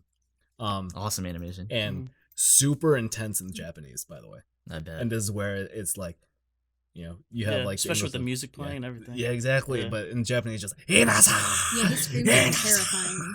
I was like, yo, chill. But he's fallen through. He finally sees Hina, and he tells her to jump as he's trying to like fly. By the way, this is like what I was like. No, I'll tell you guys later.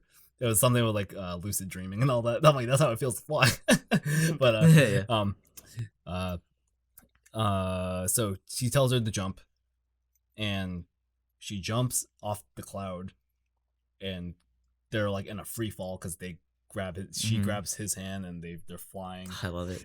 And what a great shot of them falling into this tunnel of clouds, of like them tumbling through, and you know, hold on to my hand. And this is where he finally is giving her the final words. This may be the last time they even see each other, and it's just, you don't have to be the Sunshine Girl anymore. Pray for yourself. And when he's saying this, I don't know if anyone noticed, but when he says this, a lightning strike actually strikes, and it could be interpreted like maybe Hodoka has something to do with the sky or something, or maybe it's just Hina and how she's feeling. Up to interpretation, he leaves a lot too. To me that was that again, the spirit being a character, and just him not kind of liking that, like, could be who's gonna be the weather maiden. That's why I like the movie, though. It's like someone's supposed to die. You can interpret it. It's a thinker. Yeah, it's a thinker, and I like, as you guys know, I like to think about all these things in movies and shows. But it's hard to get like every single thing if you just watch the movie once. Yeah, That's what I feel we're like. gonna get to that. I got something to say about that. Yeah. And That's why we watched it 3 times. Yeah, and I watched it twice. So they're going through, and this is one of my favorite. I think one of the best scenes, obviously, in the movie. Like, you guys think it's like you say it's your favorite. Great use of the Radwimps song. And it's them as he's, you don't have to be the Sunshine Girl anymore. I'll do this, blah blah blah. It's like, and the best line, and I think that stuck with everyone. It's just like, I don't care about blue skies. You know what I mean? Yeah. He's about to cry. But she goes, I don't care about blue skies anymore. Let the weather be crazy. I just want you. And Selfish. You This cry? part made me cry. I was just reliving it for a second. Yeah, no, I'm like tearing up a little bit. But I love this part because the way the music is with that. Because I would say Your Name has a better music and score. Yeah, definitely. 100%. The music is so good in Yeah, your music to scene, right? Like Yeah. compatibility. Yeah. I agree. is so I agree. great. So But I agree. but this moment of the Radwimp song playing, and then all of a sudden, right when he says, "Let the weather be crazy," the choir comes in. Yeah. And it's like Yeah. so powerful. that's why that song is so good because there's levels to it. Yeah. And it It's just just gets the intensity Mhm. of it building up to like this epic moment, and it's them. And finally, he says the last thing: "Pray for yourself," as they're falling upside down. That's so pretty. And Everything's and reversed. and they're both doing the pray thing upside down. When their heads touch. Damn. That's a wallpaper. That is a wallpaper. And then finally, song fades away, and they I think they wake up, or is that like the final It final goes to fade? something else. That's the final fade, right? Yeah, I think. Doesn't really matter, but they pretty much end up back at the shrine, and then the rain comes They right wake back. up in the shrine. So. Oh shit! Yeah, I forgot. Literal, like, Yeah. torrential downpour. They're pissed. yeah. And then that's how everybody knows, because it gets like the shot of everybody's reation to the rain, and then they're like, he did it. Yeah. And then that's it. And that's time skip. Time skip. Yeah. 3 years later, and we have Hodoka giving the monologue of him saying that, you know, got arrested. He got arrested. He was on probation for 3 years. He was not allowed to be like in this city, I guess. He had to go home. Yeah, had to go home, live with his parents, go to school, be obedient. And this shows like how much Hina really meant to him, because he's like, he did it. Yeah, I don't care. I'm going back home. I'm doing these things the right way. So that I can go. Yeah, I'm gonna go to school. I'm gonna graduate. I'm gonna do all these things just to see her. That's how much it meant. He was willing to go back. Much like Suga, by the way. Yeah. Who is literally doing everything that in his possibility to go see the daughter, Mocha. Yes. Very, very parallel. Yeah, that's why they compare them. Kind of reminds me of Taki too, how he like literally like went through the train and went to ends meet, slept on a mountain for Mitsuha. Yeah. And so did Mitsuha earlier in that movie, which is awesome. Just doing things for the people you love. That's all. It's crazy. No bounds. I don't want to talk about your name right now. And he says, and that's when he says that ever since that day, he has not seen Hina. And it's been raining ever since until Tokyo sunk. Which is nuts. Which is fucking bold in a world, a universe that is grounded in reality almost. Yeah. To an extent, there's fantasy elements, but not to the point where let's sink all of Tokyo. Your next movie, Tokyo better be submerged. If it's in the future. Waterworld, but in Tokyo. And it shows him, being obedient, and he's doing the rounds, and I don't know what they were trying to say at this part, but they're singing the graduation song, and he stops singing. He doesn't like it there, man. Yeah, probably. He just doesn't like it. He's not with it. He just wants to go see Hina. So he hops the same exact boat, it looks like, on the way back to Tokyo, and they are living. They've kind of like assimilated into this water world. They're like down with like subway boats, like they've assimilated. It's really funny. Yeah, the bridges and stuff above the water. Like if you can't beat them, join them, I guess, right? Yeah, I mean, you would have to. And this is where he goes and visits Suga, I believe. That's the first stop. New, like, agency. Yeah, I love how he's always beating around the bush. He could go see Hina, but it's one of those things that's like very scared, hesitant, doesn't know what to say. But I mean, that's what he says though. He's like, I didn't go see her because I was afraid. Yeah. That's so real too. Like, you know what I mean? If he just went to go see her, then it's like, come on, man. And then, pretty much he gives him like the harsh parents' words of just like, dude, what are you doing? Like, you can't save the world. Yeah, like, you change the world. Yeah, right. Grow up, get a job. Grow up. And I love how he's saying this, the reveal of Rain being this fat cat. And just going, and he's just like him. Yeah. Went from Hodoka to Suga. Yeah. But then there was this great moment of levity where he's walking out and he was just like, kid, you're gonna do great. Don't worry about it. Don't stress about it. Yeah. Which is a great moment. Just a smile. Yeah. And then that's when he goes and sees Hina, right? I believe he just goes beelines to Hina. Yeah, that's all he needed. Yeah. He needed that push. That little pep talk. Yeah. I think. And that's where he is meets her the same spot she got raised. Yeah. From the he loves walking down that street. Yeah. Really the third time in the movie. And he's saying some sort of monologue. He was talking to himself about what Suga told him. Yeah. He was like, is that what I should tell her? Is that what? Yeah. Yeah. Like, you can control it, blah, blah, blah. Oh, he's like, he has the ring still, too. Yeah. He's just going over his speech he wants to say to Hina. He's like, yeah, should I tell her that? Like, we didn't do anything, blah, blah. And then that's where I think is a weak moment with, like, the reveal of Hina and the music drop. I think it was really weak. A lot of people are going to be divisive about this part. I think the payoff was not that great with, like, the visual of, like, her being there. Especially he loves these endings. Yeah. Especially compared to the ending of Your Name, just being just godlike. Yeah, the ending of Your Name is, like, perfect. But they see each other, they hug, and you see Hina, like, praying. Yeah. And people are going to interpret this so many different ways. And pretty much the interpretation, is she the Sunshine Girl still or not? Is she the Sunshine Girl or not? Is she praying for it to stop? Is she praying for herself? Is she praying to see Hodoka? There's a bunch of different ways you could see this, which I like those kind of things, and I could see why people don't like it. But even but then as she sees Hodoka, the sun starts to peek through. Yeah. And if it's raining for 3 years, if this is the first time sunshine is peeking nuts. through, that's Yeah. crazy. Unless it's been being sunny and raining at the same time or whatever. But they go and they hug and What do you think about the spirits? You have something to say about this? not yet. Okay. Because then the movie ends with like the great line, "Everything's gonna be okay," Yeah. which is like, everything's gonna be okay. Would have been dope if the sun just came shining. Yeah. So my thing with the ending, with like the spirit being the character, and really seeing this relationship between these two people, and especially with how the end of them falling and praying together and pray for yourself and all that. My interpretation actually is that the spirit is kind of punishing the world for separating these two, if that makes Yeah. sense.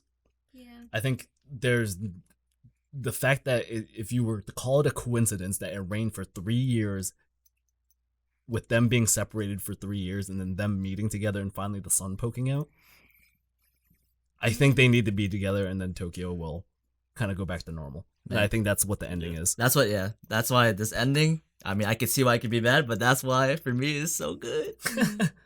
But yeah, that's the end. Credits. There's so much foreshadowing.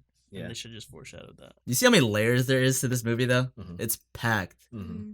I was like, we were going for like 2.5 hours. Well, I could talk for yeah. another 3. Well, this movie is 2 hours, so that's fair. We went through the whole plot. Yeah. Can we like do like last couple things? Yeah. I kind of want to compare Your Name a little bit. Okay, go.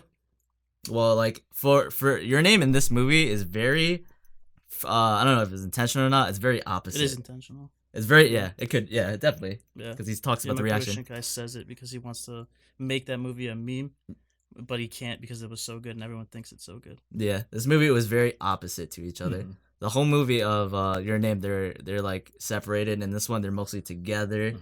And then I feel like kind of unfair of why I think Weathering with You I like it more than Your Name is because for Your Name, when you watch it for the first time, that's like its peak when you watch it the first time because of the plot twist and stuff. They just don't hit as hard the second time. And with this movie, I feel like the more you watch it, the better it gets because you start picking up on all these layers and stuff. Mhm. So that's why it's very opposite to each other in a way. And I don't know, intentional or not, I think it's very, very cool that he went with that. Yeah.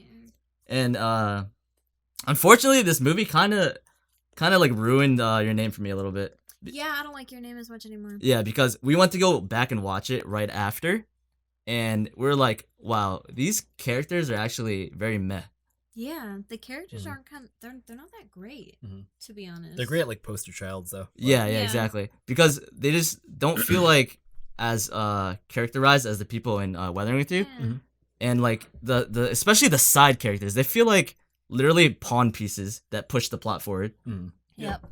And I kind of wish that they had more to them. And they don't have that much depth. It's almost like Yeah. they're very like surface. And once level again, character. this is very unfair because obviously that movie is kind of meant to be watched once in a way. Yeah. And this is coming from people that have watched it a billion times. And like, I tweeted it was a masterpiece. I rated it a 10 out of 10. It's not. It's the only anime I've rated, and I put 10 out of 10. I have it as my wallpaper and like PlayStation, Twitter. I have it everywhere. So I love that movie, but it kind of ruined it for me in a way.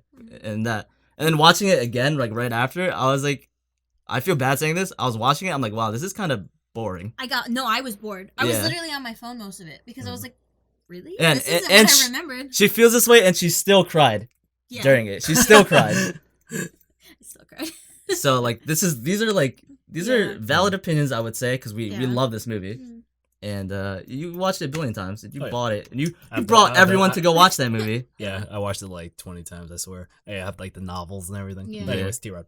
And that's why these movies are such opposites. Yeah, exactly. Because like Mitsuha and Taki were the main drive of the story, Mhm. and fuck everything else around them because Yeah. it's their love story. Yeah. Yeah. Right? Yeah. And every other character in Weathering with You was so good because they taught the main characters something, Mhm. and the main characters Yeah. learned from their mistakes, Mhm. or were driven because of them, or helped them out Mhm. to get what they wanted. Mhm. And I They both had different like goals in mind. Yeah. Like, Nodoka loved her, and love is not a two-way street all the time. Mhm. But like, and she loved making people happy. Mhm. So that's why I Yeah. thought it was. They were weak, but everyone else around them was good. But Taki and Mitsuha were really good for the story. That's funny. We feel like the complete opposite. Yeah. But because I know, like, for you personally, you wish there was no love story between either of the movies, right? Yeah, I'm a strong believer that, like, I think Your Name and Weathering with You would have been so much stronger and more powerful if there wasn't a love element, or at least flip the love element in a way where it's a deeper friendship. Yeah, a deep friendship would die for you. Friendship. Yeah, I can see. You don't necessarily have to be like, love doesn't have to be defined by a relationship. A relationship. Yeah. I think if you really did a platonic love, like a super platonic love of like, I need this person in my life, not necessarily romantically, but platonically. Like, you know what I mean? I'd be devastated if, like, T-Rod, like my boy, man, or Steven, or like Kayla, right? But like, I think if you somehow portrayed that in a sense, because I think it would be super powerful. Because in a way, you kind of felt that, like, the relationship between Taki and Mitsuha, like, kind of felt forced in a way. I remember that scene where they're like, "Wow, we're telling you that they like each other," or whatever. It was very like, you didn't have to do that. They really. So with Your Name, it's very easy to digest compared to Weathering with You, which is why a lot of people would definitely like it, because you can watch it. It's very straightforward, and there's not very many layers compared to Weathering with You. And that's why I think this movie, a lot of people would say it's better, because it's super digestible, which is good. And Your Name does something really, really good. The movie's called Your Name, and it's about your name, and that's what you get. You get your name. It's your name, everything, which is why it's such a good movie, and why it's just like packed together, pieced together so well. Yeah. But yeah, no, I would say the characters in Your Name are very, very likable. Almost every single character in there is likable, besides like the dad, maybe. Yeah.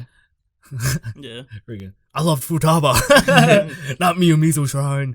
But stand up straight when you're walking. I do want to say the biggest thing, and you guys know this, the biggest thing that irked me about Your Name so bad, so bad. Yeah, the infamous scene where he writes "I love you," and let me talk about this, because from a audience perspective, from like as he was writing the movie, and he's like, "Oh, the audience will love this for sure." I mean, I watched that and I was like, "Damn, that hit me so hard." I love that scene as a movie watcher. It's so good. But they literally spend the past, like, whatever, 30 minutes of that movie making Taki, like, he's very smart, he's mature, he's finding out the history, he knows where to look, he's artistic. He's not very the romantic type, as you can see with what's her name? The diner girl. Oh, freaking whatever. Yeah, whatever. He's not very romantic, and then in this moment where he's like, "Oh, I got a plan," I'm like, Ogudera. Okay. Yeah. You're like Taki's like, "Oh, I have a plan." I'm like, "Oh, he has a plan." He's like, I mean, I could see he has a plan. He's smart. Let's write each other's names. He writes "I love you," and I'm like, it makes no sense to his character, but it makes sense for movie watchers. But to his character, it's like, what the hell? I retconned it, or I guess I wrote my own thing. Is that Taki wrote his name and it disappeared off her hand. So he wrote "I love you" - Taki Tachibana, and it just. But yeah, that's the scene that really bothered me. That's the scene that really bothered me. It sucks because, like, when you watch it, you're like, "Oh my god, like that's so you cried, cute. She cried, and that made me cry." But then it made everyone cry. But then I'm like thinking about it, and I'm like, 3 times. Wow, that was a stupid move. You know, like when you really think about it, that was really dumb. Yeah. Like, why would he do that? It just doesn't make sense to his character, in my opinion. It's because of fate. I mean, I guess. I guess it's like they were connected, right? Through Mitsuha's bracelet, so he knew he was gonna find her again, just through fate, right? And right after that scene, when she read "I love you," there was a shot of the whole city just like standing still, no silence, and then the meteor hits. So in my mind, that's what I thought he thought was gonna happen. That it was just gonna end like that. Not to be mean, but I think that's a little bit reaching. Not to be mean. I mean, it's fair both ways. I could see that. It's fair. I mean, they found each other that way, though. It's true. They did find each other that way. It's true. I read a plot hole earlier, and I never thought about this of Your Name. And it's like, why didn't they notice the dates? Why didn't Taki realize? I told that to you earlier. Why didn't Taki realize that it was 2010? Yeah. And then she didn't realize it was 2013. In the years. Yeah. But that's just like and the scene with the cell phone without text, I wish it was just disappeared like before he even looked at it. Yeah. Little things like that. But there's a bunch of little things. To continue, what I was saying is that I was gonna say that the characters in Your Name were very likable, but I liked how Weathering with You, every character in there is like a shitty person almost. Yeah. Yeah. I like how they're tragically flawed and Uh-huh. kind of real.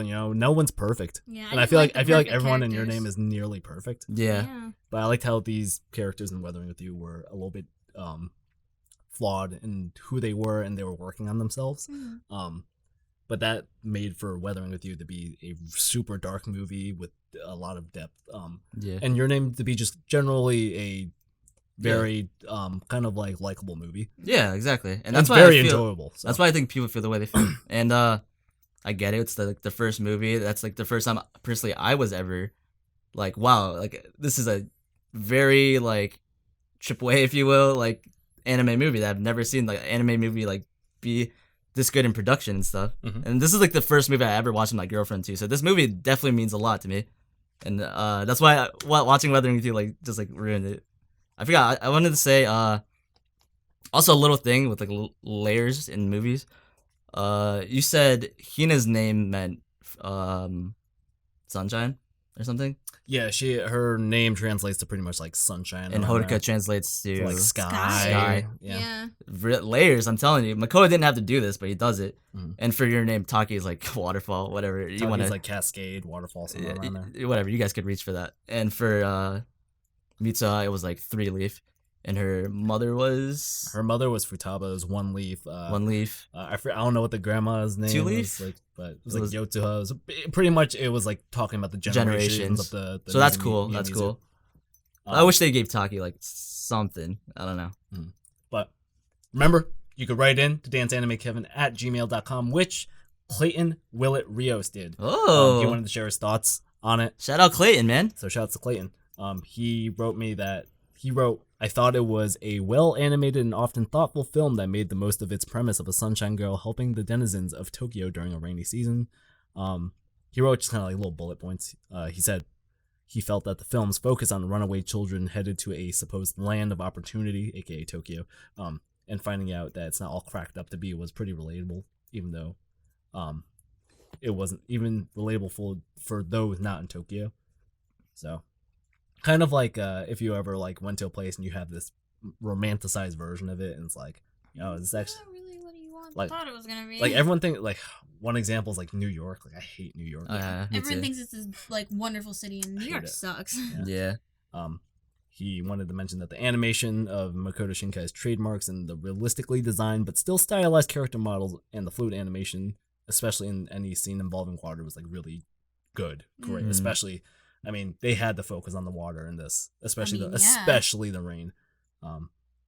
And he specifically says, I don't think it reaches the same heights as Your Name when it comes to the musical score, Yeah. but the montages with insert songs were still effective, and he thinks that Hina and Hodoka's relationship was very heartwarming. Okay, And- Clayton. And then little thing he says is that, and Hodoka mistaking Natsume for Mr. Suga's mistress was pretty hilarious. Mm. So, Yeah, that was funny. Pretty cheesy. you guys have Kids being kids. any final thoughts, I guess, before we... Did we say that in Garden Words, you could kind of see some semblance to Yeah, so pretty much after this think we movie, said it. we had we gotta watch Shinkai films. Like, Yeah. it was just like, that was all on our mind. So literally, right after the film, we watched Her Name, and then like a couple days later, we're like, let's watch Garden of Words. Yeah. And this was like one of the craziest things, because I'm like, I want to like play these two films like side by side or some shit. But World building is great. yeah, I mean, they take place in different dates, but Mhm. there's weird things like in Garden of Words where there's obviously a lot of rain if you've watched it, but there's little dialogue switches where like the lightning looks exactly the same with the violent clouds in Garden of Words, but the teacher in there, she says something where like there's a shift in the weather where it's because it's all rain. It's the rainy season, rain, and all of a sudden it turns to summer and Or Sunny. or turns sunny, and there's literally a dialogue like thing in there where she says, I don't know who did like what happened, It was like a light switch. but it looked like the sun switched, like as if someone Yeah. turned it And I into was like, sun. what? And I was like, excuse me. And I don't know if that was like intentional or not. but that was really cool. If you watch this movie, go watch Garden of Words, and you'll know what we mean. Yeah, it's crazy. That blew my mind when I saw that. It was like it's like they had like a whole plan. Yeah, I don't know if he did or not, but that's nuts. But anyways, any other final words besides go watch this movie and it's amazing. Yeah, I hope you guys like it, and I hope you guys realize something if you watch it again of what we're saying, all these layers and stuff. I hope you guys see everything we're talking about. It's really cool. I hope you like don't compare the movies as much as we did because they're two really different movies. They are very different. They have different meanings, and they're both really good movies. Oh yeah. Obviously, by what we're explaining, it's just we have preferences. Yeah. It's all good conversation. Yeah, but no, these two movies, are and especially Garden of Words and like 5 centimeters, like they're all phenomenal. Anime's great. The power of love wins. Yeah, it doesn't always have to be a war. You can compare them, but at the end of the day, just watch anime. They're both great. Yeah. All right. Facts. But yeah, if you liked what you saw today, go to patreon.com/danceanime and throw $1. And remember, if you want to write in, hear your comments, topics, all that stuff. Shout out Clayton. Shouts to Clayton. Please talk more. We would love to talk anime. Yeah. We love discussing it, and we would love to have you in this discussion. So we would be more active in the comments if you were there. Even if Clayton, if you want to send us another one, do it too. Yeah. For every episode, why not? Same with Kevin Minor. If you want to say fuck you to your name, I'm here to debate. Fuck your name and not the movie. Tyler, I hate it. But anyways, thanks for watching. That was the Weathering with You review discussion. See you next time. See ya.